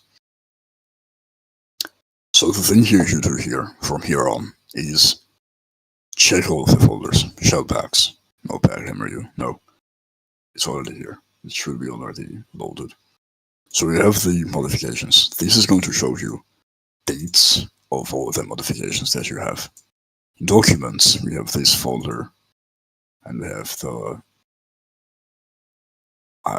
the dates of those folders over here. I think the issue here now is that this is not even UTC time zone, and those are old ones. This doesn't really have much. Let's go to my computer and go to, what do we find? Go to documents, maybe. Passmark, learn DVR. Okay. This one has nothing on here, but let's see if it does have information here. No, last interacted with, nothing. Go to learn the forensics, the forensic course, this course, and sample. Okay. Now this one works because we can go to the course MFT and we can see where was the folder last interacted with, which is all of those dates, but those are not local. Those are supposed to be UTC time zones. But the thing is that let's assume that they just saved everything from 5 minutes ago, because yeah, we're in the 17th. So you can basically check the dates or modifications over here, and another thing you can do is right click on this. You can also just move those if you want to, but yeah. Go to sample, you can analyze everything. This one also has old USB drives connected that you have ever connected to the device. So yeah, this will also detect network drives, shared documents, pictures which you should not really access. Right, so the control panel, network and internet, so the network drives as well. Network connections, that's gonna show you everything. And yeah, that's pretty useful. Shellbacks is interesting and very useful. You can either do that, or you can also use search everything for those purposes. So like just do search folder, and then go to date modified, and you just have to scroll down and find the modifications. Let's see if the modification would. Okay, yeah. Those also. This is interesting. Jump list most visited. Oh yeah, these ones are browser most visited things. But yeah, this is also very useful. But the report queue and report archive, those are the crash logs, as I said. Those are also update logs.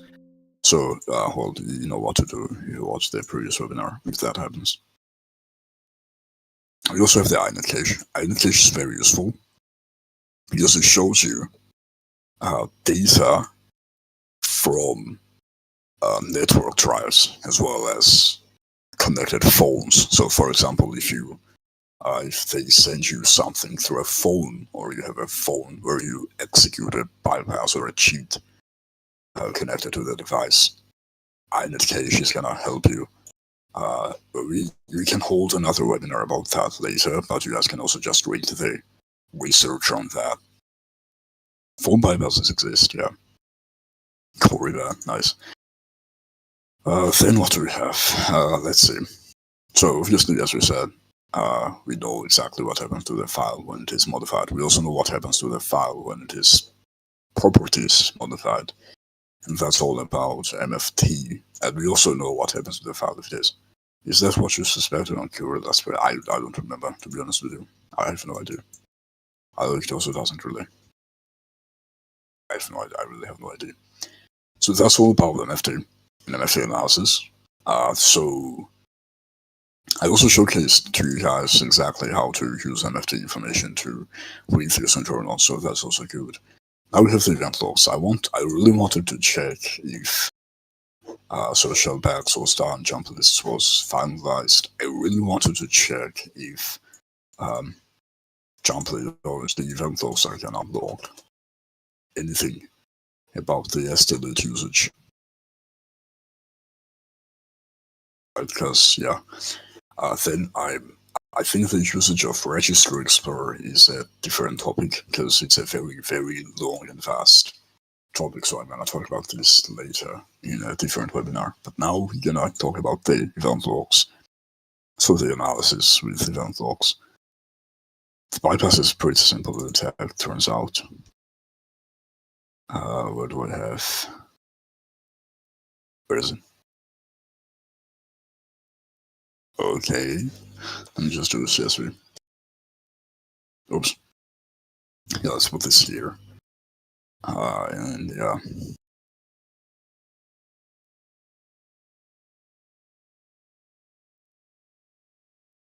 By the way, I'm gonna show you guys something else very soon after this. I missed it I wanted to make a separate webinar about that, but as an introduction, I'm gonna introduce you to that today, so that next time you guys aren't confused. So about the event logs. Time creation refers to the creation of the event. So that's what you are gonna use as date modification proof. So we have a lot of logs here, and we have the payload. Payload refers to what exactly the event log has detected. We also have the hidden records, which is something that you can basically enable to see hidden records on the event logs, but this one doesn't really have anything. And this one is, I think, a command. So when you click on the format, this is going to format everything in a humanly readable shape, right? It's going to shape it. We also have the keywords. Keywords are a bunch of numbers, so those are things that you can actually learn what those mean. So we can actually visit the event log analysis. So then we have the classic audit failure, audit success, time, state. State, when you click on state, this is mostly gonna give you information about services, as well as the start time of applications. And this is gonna run, so as operating system was started, it was shut down, stuff like that. Computer, right? So, as I said, right, that's all that's gonna give you state of the operating system. Clear filter, okay. Let's go all the way back to the time. Time created is what we are looking for. And I'm gonna try to, some people use their phones to launch the cheat. Yeah, they do.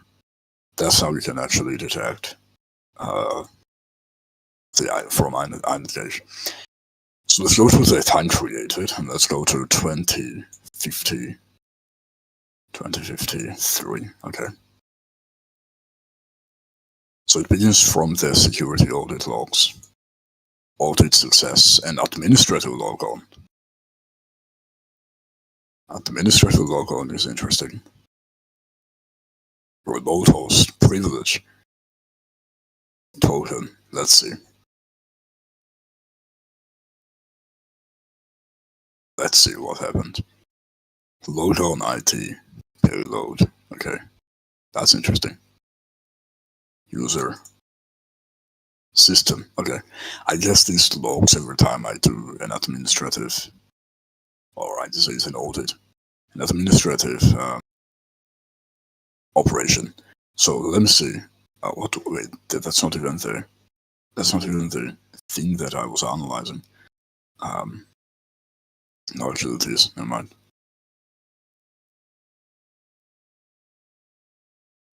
'53. So let me see if I can just copy this and find everything from this time. You know, that's what we are looking for, after all. Let me see. 2025. Okay, I see. That's not how it works. Anyway.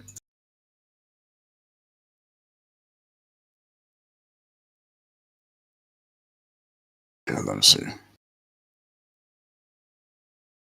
And after this, right, so 53, there is 5307, group policy. So I'm gonna go to here, the administrative logo, and I'm gonna go up. So what are the other ones? Those are the group policies, so everything from here. So what are those? Let me see. Event data. Is machine boot service, okay.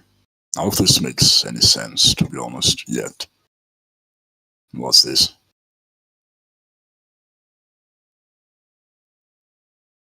Let me see this hex payload. So we have to translate this hex. No, I'm not ratted. No. Hex to text. Hexadecimal. So let's see what these said. Convert. Is this even readable? Value is not hex. Okay. Binary. It's not binary. Yes. Maybe it's because I have the dashes. Yeah, okay.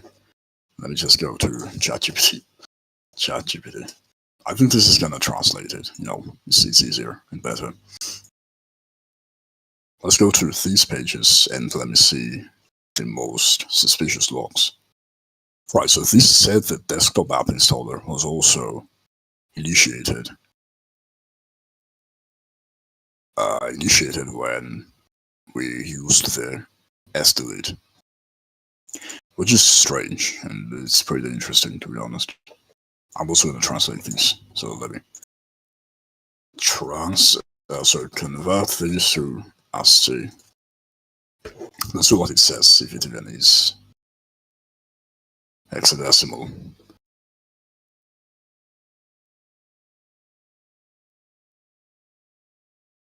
Yes. Let me see. ASCII. Ping response wait, connection status. Okay.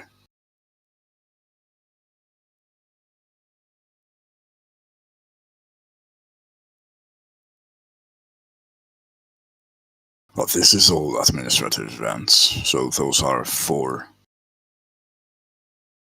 Let me see about this. Let's see. Subject, user, schema, flags, process creation time. Right, so this is when we created sdelete.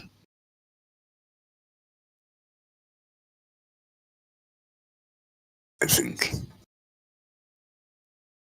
Although I have, so those are push notifications, those are the store operational. I have no idea what those are. So we are looking for something that can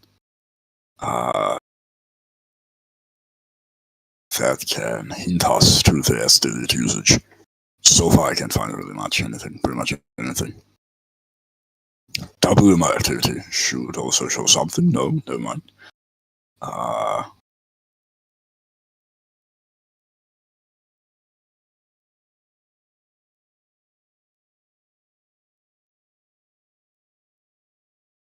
SVC host, okay.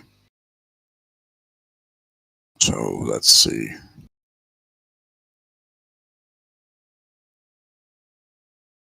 I can't do this. UAC file visualization. Now this is interesting. Let's see what's this.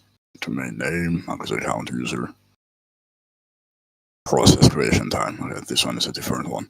I think it's not this one, it's this one. Search everything, okay. Search everything is when we used this. How about this one? Search everything. This one is also search everything, okay. Search everything, okay.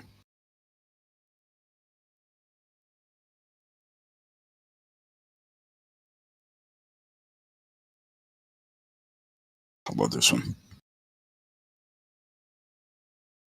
But this doesn't really show much of the events. Those are all just runtime. Okay, runtime should show us something too. Packages like Windows Terminal. Okay, no, there's nothing.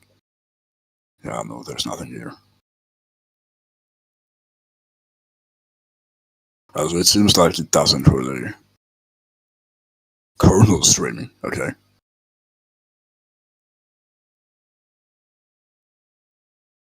It seems like it doesn't really leave any traces in event logs either. The sdelete or something, okay. Nope, there's nothing here. Okay. Just log on the event reaction in the PC. No, they're the things that log on the event logs is at least administrative operations, so admin operations or network connections and stuff like that. With that being said, let me do this. Let me open Event Viewer and let me see if there are channels that I missed. from this page. Now I'm going to show you guys exactly what I was talking about right now.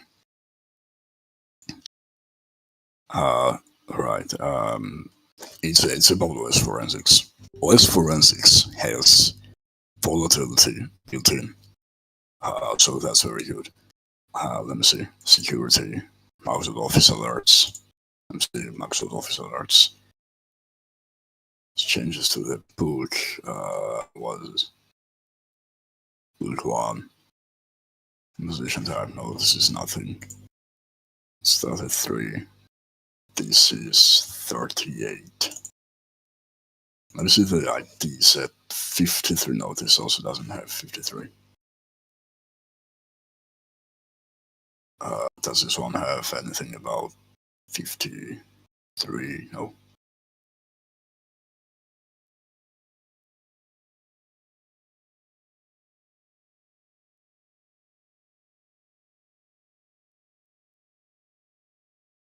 There's pretty much nothing about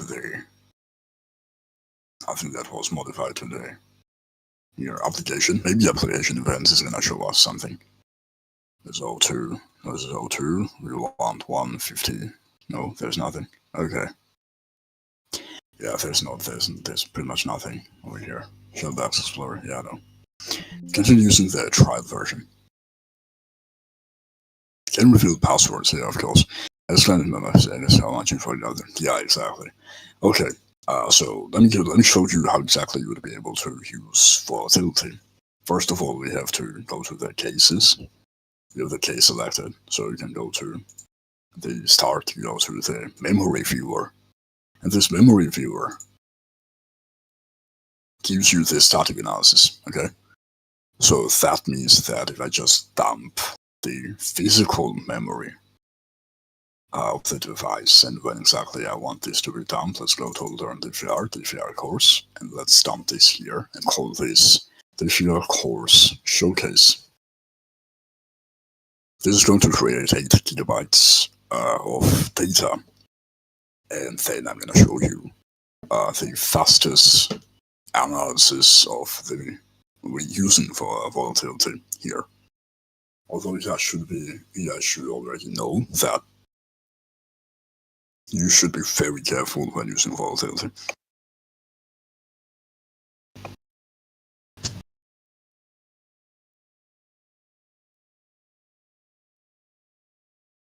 Okay.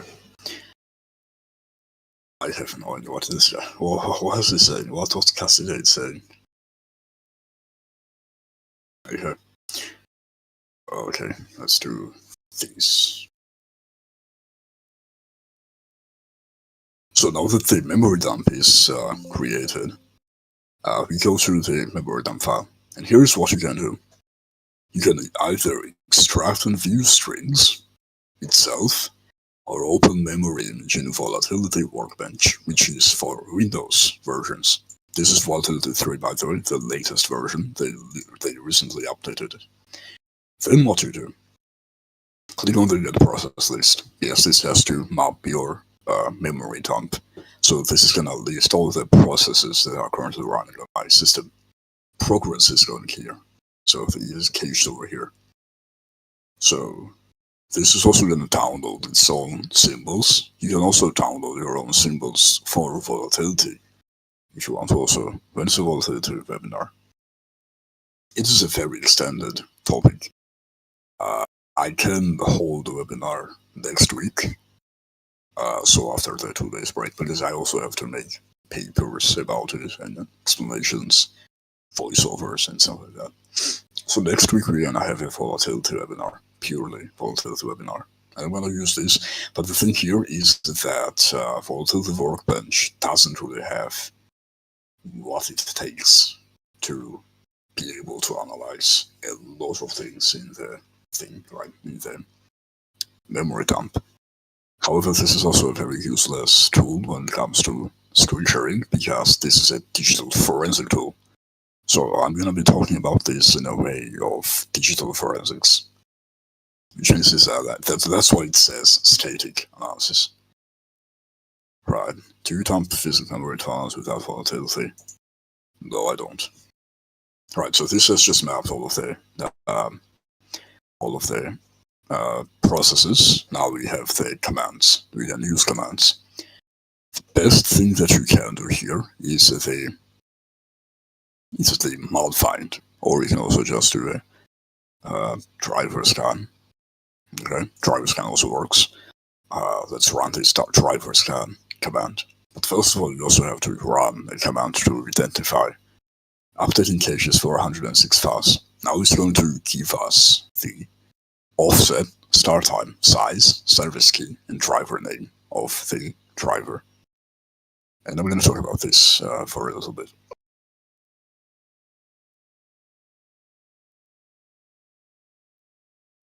These are the scans that take the least time. So you just don't have to wait for a lot of things before or when you switcher. The least time, yes. So these modules, these commands, take the least time to process. I'm going to show them here. And yeah, PDB scanning finished. We're going to wait for these to print the results. This also was the average for long scans. At least 30 minutes, at least 20 minutes, something like that. So this is a forensic tool, right? This is meant for investigations. That's why it takes time. But they also want to optimize this. So this is going to basically scan for drivers on the device. So if you guys want to detect drivers that are external, like for example, this is supposed to find system informer drivers. So if it does find system informer drivers, that means that it is not going to be able to tell if the user has third-party drivers installed on the device as well, and when exactly it was started last time, including vulnerable. Yes. The next thing in a real estate wouldn't use volatility. You wouldn't, but if you want to, you can. But it is a time wasting thing, as you can see. This is taking time. It wastes time, but it is useful. Very useful when it comes to actual forensics. So we're gonna wait for that for some time.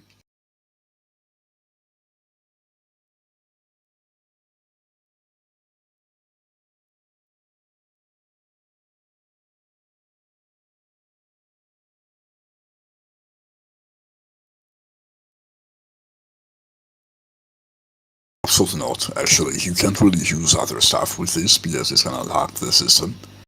Because it is analyzing the memory dump. So it's a very heavy operation. Very heavy operation. Let's see.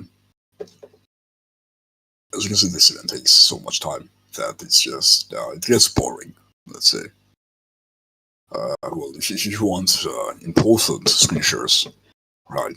So if you test something on your bypasses, on one bypass, okay. The funny part is that Python is actually crashed, but it still printed some drivers.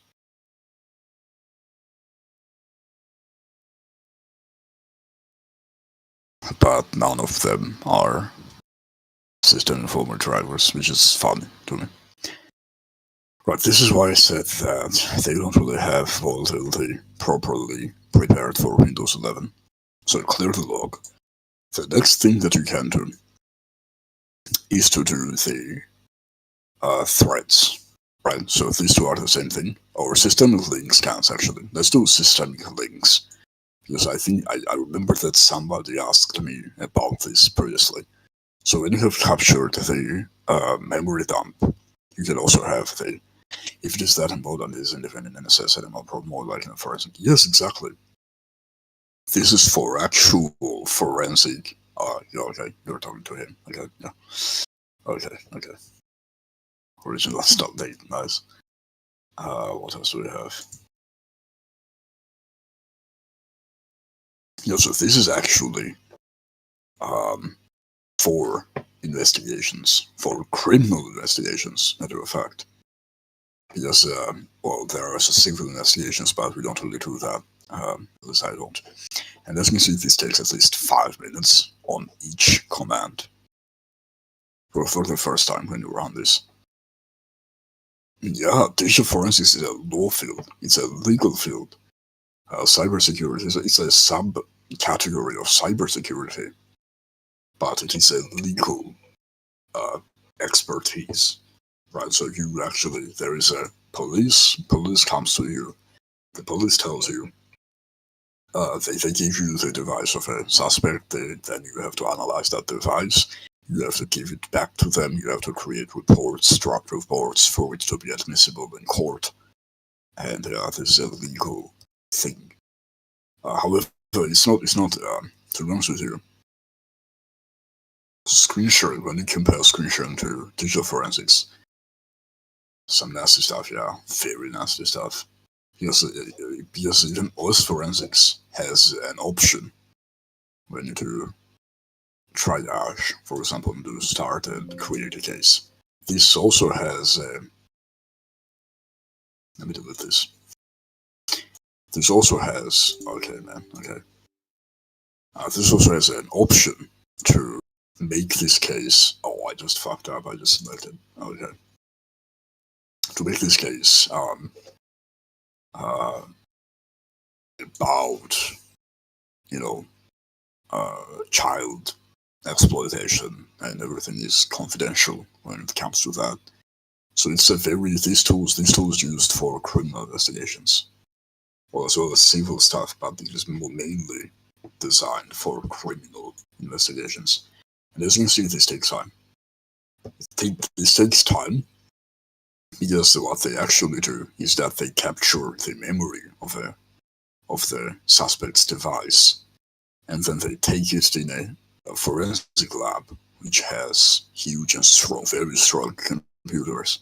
And that's where they do their analysis, not on laptops like this.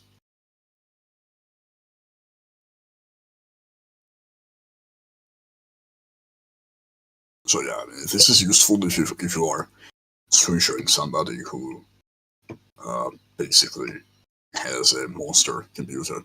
Otherwise, as you can see, this is a 8 gigabyte laptop, and yeah, as you can see, this takes time. This didn't even show anything. That's so funny. I don't even use systemic links. That's why it didn't show anything. So then you have the scheduled tasks, and by the way, this is useless. So what you should do is actually user assist. User assist is useful, and this one, user assist is useful, and you can have an offset. Offsets are something that you just specify for it to scan. User assist is gonna show you executions of files, access to drives, devices, and all that stuff.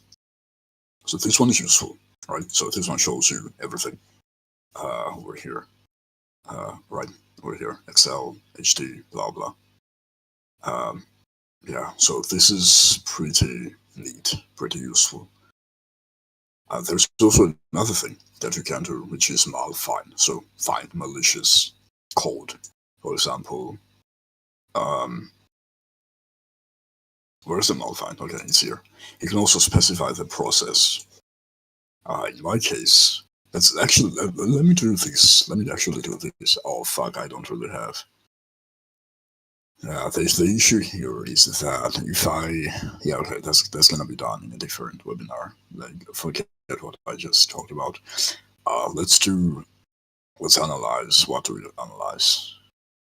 Malfind for OS forensics, the tool itself. Let's run this.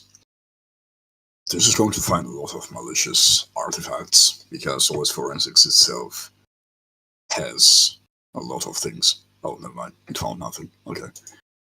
Let's test smart screen. Now that's also something. This has to find something at least here because it's smart screen and it always has malware. Never mind. It has nothing. How about I do? So in this case, what you would do in malfind, you would specify Java W, so Minecraft itself, because that's where they inject cheats. And sometimes when they inject DLL files and they unload those DLL files, this is gonna find that. So in this case, let me just do no process ID, so the whole system. Let's see if this finds anything. because it's pretty interesting, to be honest. You can also read documents about this a lot. Oh, hello, Barbara. Okay. Let's see. Yeah, we're gonna wait for this.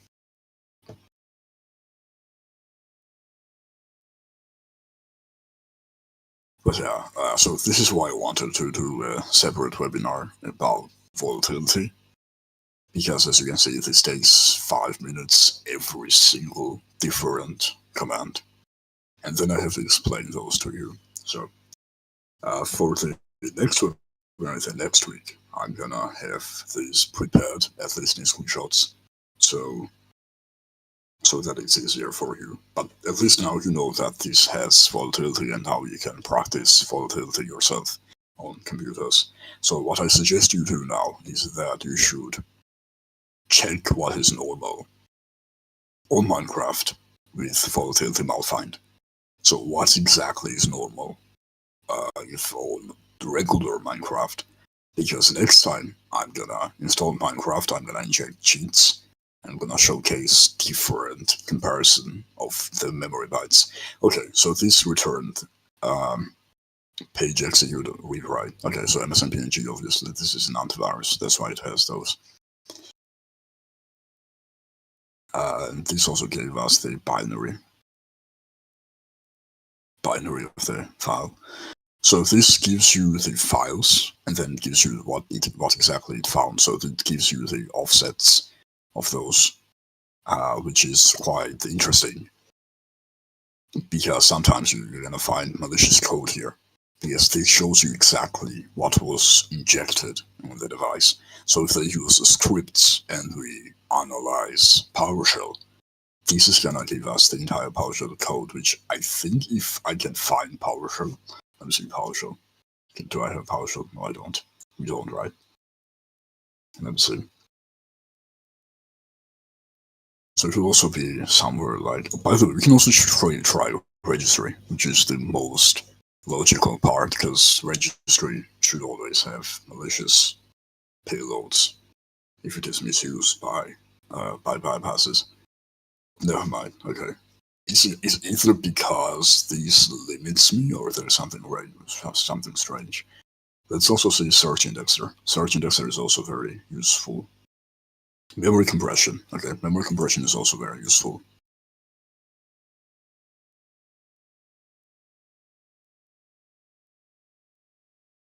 So anything that you would look for scripts in, so codes, snippets, payloads, you would want to analyze with malfind. Okay, there's nothing here. Let me find other things. There's also PE dump, which is the executable dump, and netscan is also interesting. There are some modules which you don't really need. We can also check schedule tasks out here. Try this scan to get a list. Right, so as you can see, there's a lot of things that are very useful over here. They also added some new things like IAT. I have no idea what this is. There's also hollow processes, which obviously, this doesn't work because the process is no longer hollowed. But you can also give this a try. Maybe it works. Maybe they still have it. And yeah. Now, in my opinion, this is supposed to display either AnyDesk or Discord, because they both exhibit similar payloads to process hollowing, like Discord right now, because I'm sharing my screen and it's loading suspicious DLLs on the system.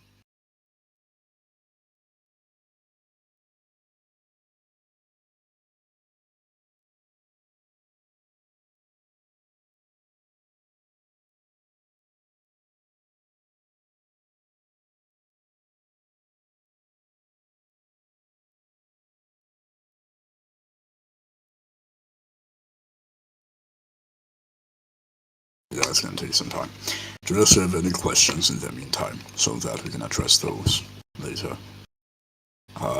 right, there's already been 2 hours, but it's good. What's the difference between zombie press and hollow press? Oh, wow, okay.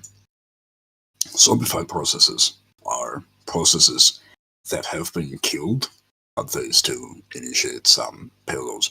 Hollowed processes, you can search my explanation to the to process hollowing, but what that means is that a hollowed process has its code replaced, its internal code replaced. That's why it's called process hollowing. So what the malware does is that it deletes the code. So it starts the process in a suspended state so that it has the permissions to overwrite it. But what modern day hollowing does is that they use kernel level drivers so they can replace the code of a process without suspending them. So you just delete the code that the process has and replace it with a malicious code.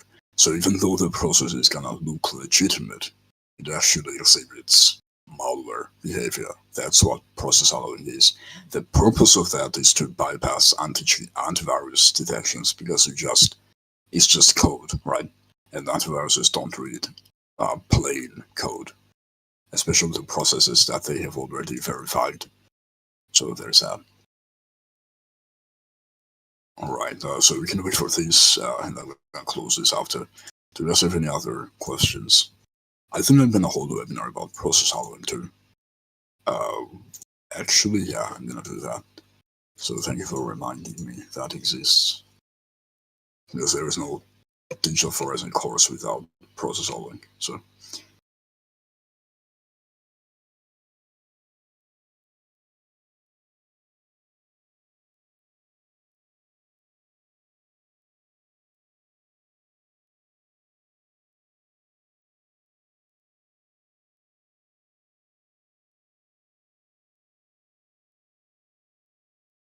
is there job requests? Oh my, yeah, of course. Digital forensics is like one of the most required digital forensics and incident response job opportunities. And do you know how much they make? Oh my god, yo man, the digital forensics is insane. Response salary, average salary.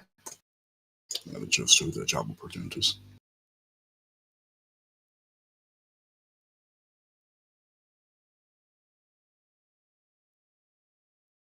Blah blah. Right, see, only on one website there's 41,000 jobs. Yeah, exactly. It's a and the average is 90,000 to $200,000 per year. That's the annual, yeah, 6 figures. See, it's a very complicated, very advanced job, and yeah, it's gonna make you. That's why also, it's cybersecurity. It's a subfield of cybersecurity. That's why. Community law, no, law is also, yeah. That the hourly rate is $64 in an hour per hour. $100,000 a year. So that's insane, actually insane. So yeah, you guys should, if you guys ever consider this, you should invest in this because not only do you have to work with computers, you also work with law. So you learn the law itself, and you also work with the government or the private sector. So either the police, and if you are great at it, then you have many opportunities. Doesn't seem like this is gonna find anything because this one won't really. I don't really have anything hallowed, so there's that. Oh, I learned cybersecurity first. I went on a course for 1 year on cybersecurity. Then I got interested in digital forensics, and I have been learning digital forensics for law. So when I was like 18, so when I finished school, there were cybersecurity, like trainings, so training for cybersecurity. They didn't. So I went there for 1 year. but they didn't really learn anything there. Then I figured out that digital forensics exists. It was great, yeah, it was just 1 year or two. That's what got me interested in digital forensics. So then I started learning digital forensics, and I am self-taught, so I not really. I bought some online courses, for this, but $16 is all I spent on this. Then I realized that 60, not 16, yeah, 60. That's all I spent on the first year I started learning this. Then everything is self-taught. Now about the screen sharing part too. I only started screen sharing because I found potential to learn more of digital forensics, if you know what I mean. So if you have to deal with cheats every day, you learn how computers work better every day. So then I just, you know how much I did? I learned everything new every day. I learned something new every day. No, I never played. No, I didn't play Minecraft. No, it's just, I took every opportunity, yeah. So then it's been like 4 years since I've been learning digital forensics. Even after I finished my law school, and even after I finished my master's degree, even like right now, I'm 25 now, and I've still been learning things, because now it is very useful for my job, by the way, because I work in the criminal sector. It's very useful. It's very, very useful. So yeah, it's a very huge forensic. No, I don't. Actually, unfortunately, I don't. But yeah. Unfortunately, yeah, because I wanted to, yes, I really wanted to. But then I got conflicted between the opportunities. Here we don't really have digital forensics that advanced. We actually only have cybersecurity professionals here, so digital forensics is not a field in my country. So they don't really teach that. They call everything cybersecurity. So that's that. But yeah, it's just very not in my country too. Where are we from? If you're anywhere from Brazil, I think Brazil does have job opportunities for digital forensics. So Spanish and Brazil, are Brazil digital forensics and incident response jobs. Right. Well, it's not that many, but yeah, it's still a thing. Right, it's still a thing. 13 hours ago. So, 13 jobs. No, it is a thing. It is actually a thing. But I'm not sure how much they would be making. Because throughout corporate security, IT. Yeah, it's just IT. Cybersecurity analyst, respond incident. No, this is incident response. This is very good. Let me decline this. What is this? What does this have? How you'll make an impact, more about us, how much do I make? Okay. Well, this is good. This is pretty good. Is this in Brazil? No, probably not. But yeah, it is a very nice cybersecurity field. So yeah, that being said, now this webinar has reached, I think, 2 hours. Minimum 4 years of experience in digital forensics and response. Nice, yeah. And you actually should have professional experience. So it's not like I learned myself. I've been doing this for 4 years. It has to be professional experience. Yeah. Yes, what is it?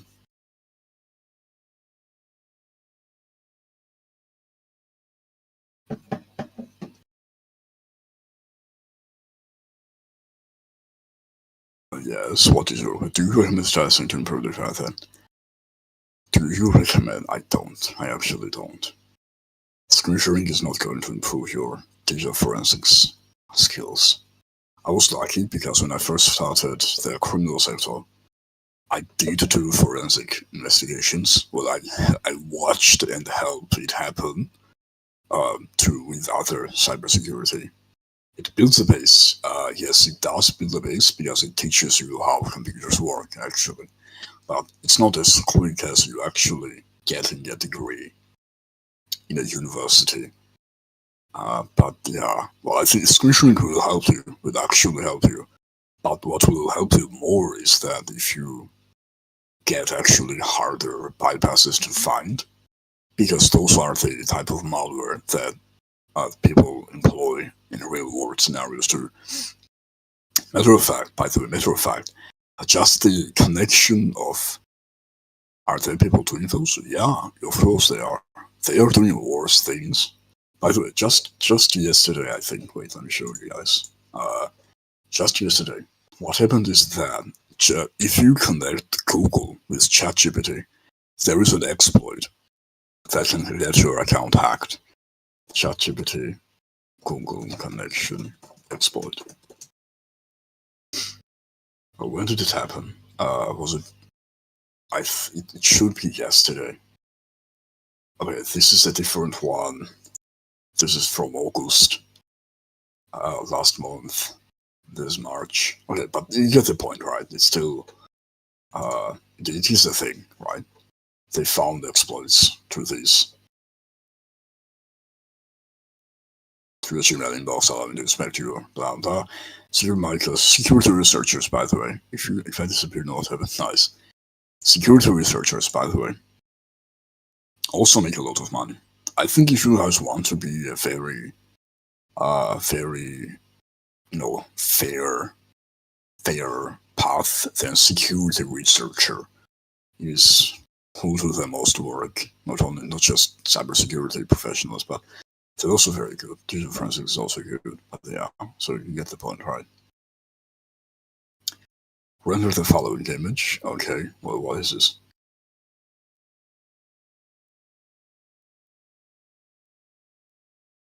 Prompt injection payload the attacker created. Yeah, so another thing is that they actually started using ChatGPT to create malware.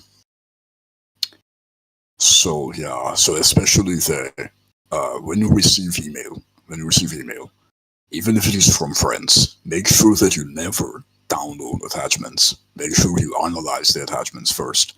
Document what you encounter. Yes, exactly. Because there are malwares that are going out on the system, on the internet. Basically, if they send you a PDF through email, by just downloading that PDF or opening it, you have gotten hacked. Okay. So by just downloading the PDF file, yes, you got hacked. Yes, they use advanced, those malware developers are crazy. So it's really insane. Even without running it, yes. Because you downloaded it from Gmail. And as you know, Gmail actually connects your files to the actual device, the local device. So there are things that happen that make it possible. How can we prevent those? Be careful. Just be careful. Don't ever download attachments. Analyze them first. Myself, I just never open attachments. I don't even get attachments. Yeah, just open them to VirusTotal and analyze the PDF files. Yeah, let me show you that actually. Go to VirusTotal. Am I sharing my screen? Yeah. Go to VirusTotal and let me show you the legitimate PDF file. Even legitimate PDF files can have issues. For example, this one's a convention. This is a legal convention. Even these ones can flag. See, these antivirus got flagged. Oh, by the way, this only happens with Adobe PDF reader, because Adobe connects, because Adobe is a third-party tool, and what they do is that they hijack the network connection, and that's how they load the payload. By the way, this is good, by the way, because these ones, when you upload things to VirusTotal, they give you the rules themselves. For example, this one is Yara, okay? You just copy these, steal these to yourself, and now you have a better detection system. So it's very good. Another thing that I would recommend you do is to always upload those types of files, for example, the journal trace. Actually, let's upload this one, portable. Maybe somebody has secure age. Okay. Maybe somebody has made a rule on this detection. No, in community. No comments. Well, yeah, because he uses obfuscation, which is why it shows us that self-delete.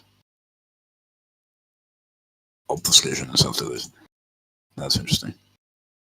How can you upload without downloading it? That's a good question. Yeah, they have a link check, but yeah. Let's do the relations details detection. How do I do behavior? So this one doesn't really give us. Let's do full report and sandbox. Virtual and keep sandbox. This one, for example, gives you screenshots, right? If you execute this will show you what it does, what it drops, what encryptions it has, and stuff like that, right? So it's very useful. Yeah, this also works. Just upload it everywhere. And this one is supposed to give us the process injection. Yeah, okay.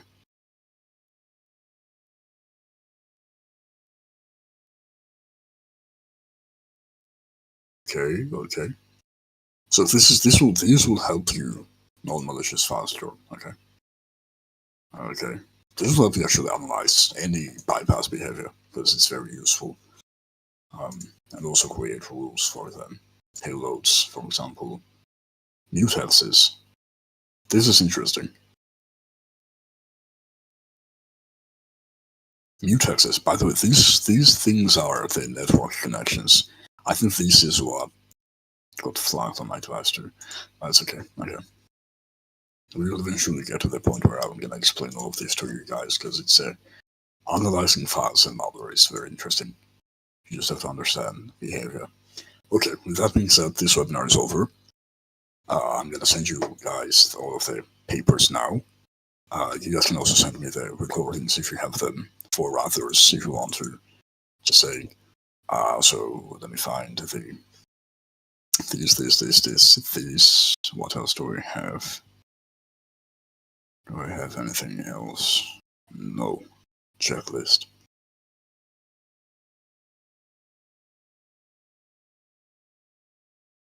Right, oh, another thing, by the way, actually. Let me do another thing. Let me share my screen. I'm going to show you guys what I want to do. So I'm going to send you the CSV samples. You want me to cut the middle? No, everything is fine. Everything is fine. You can send me everything. By the way, you can end the recording now because I'm going to show you. This is not related to the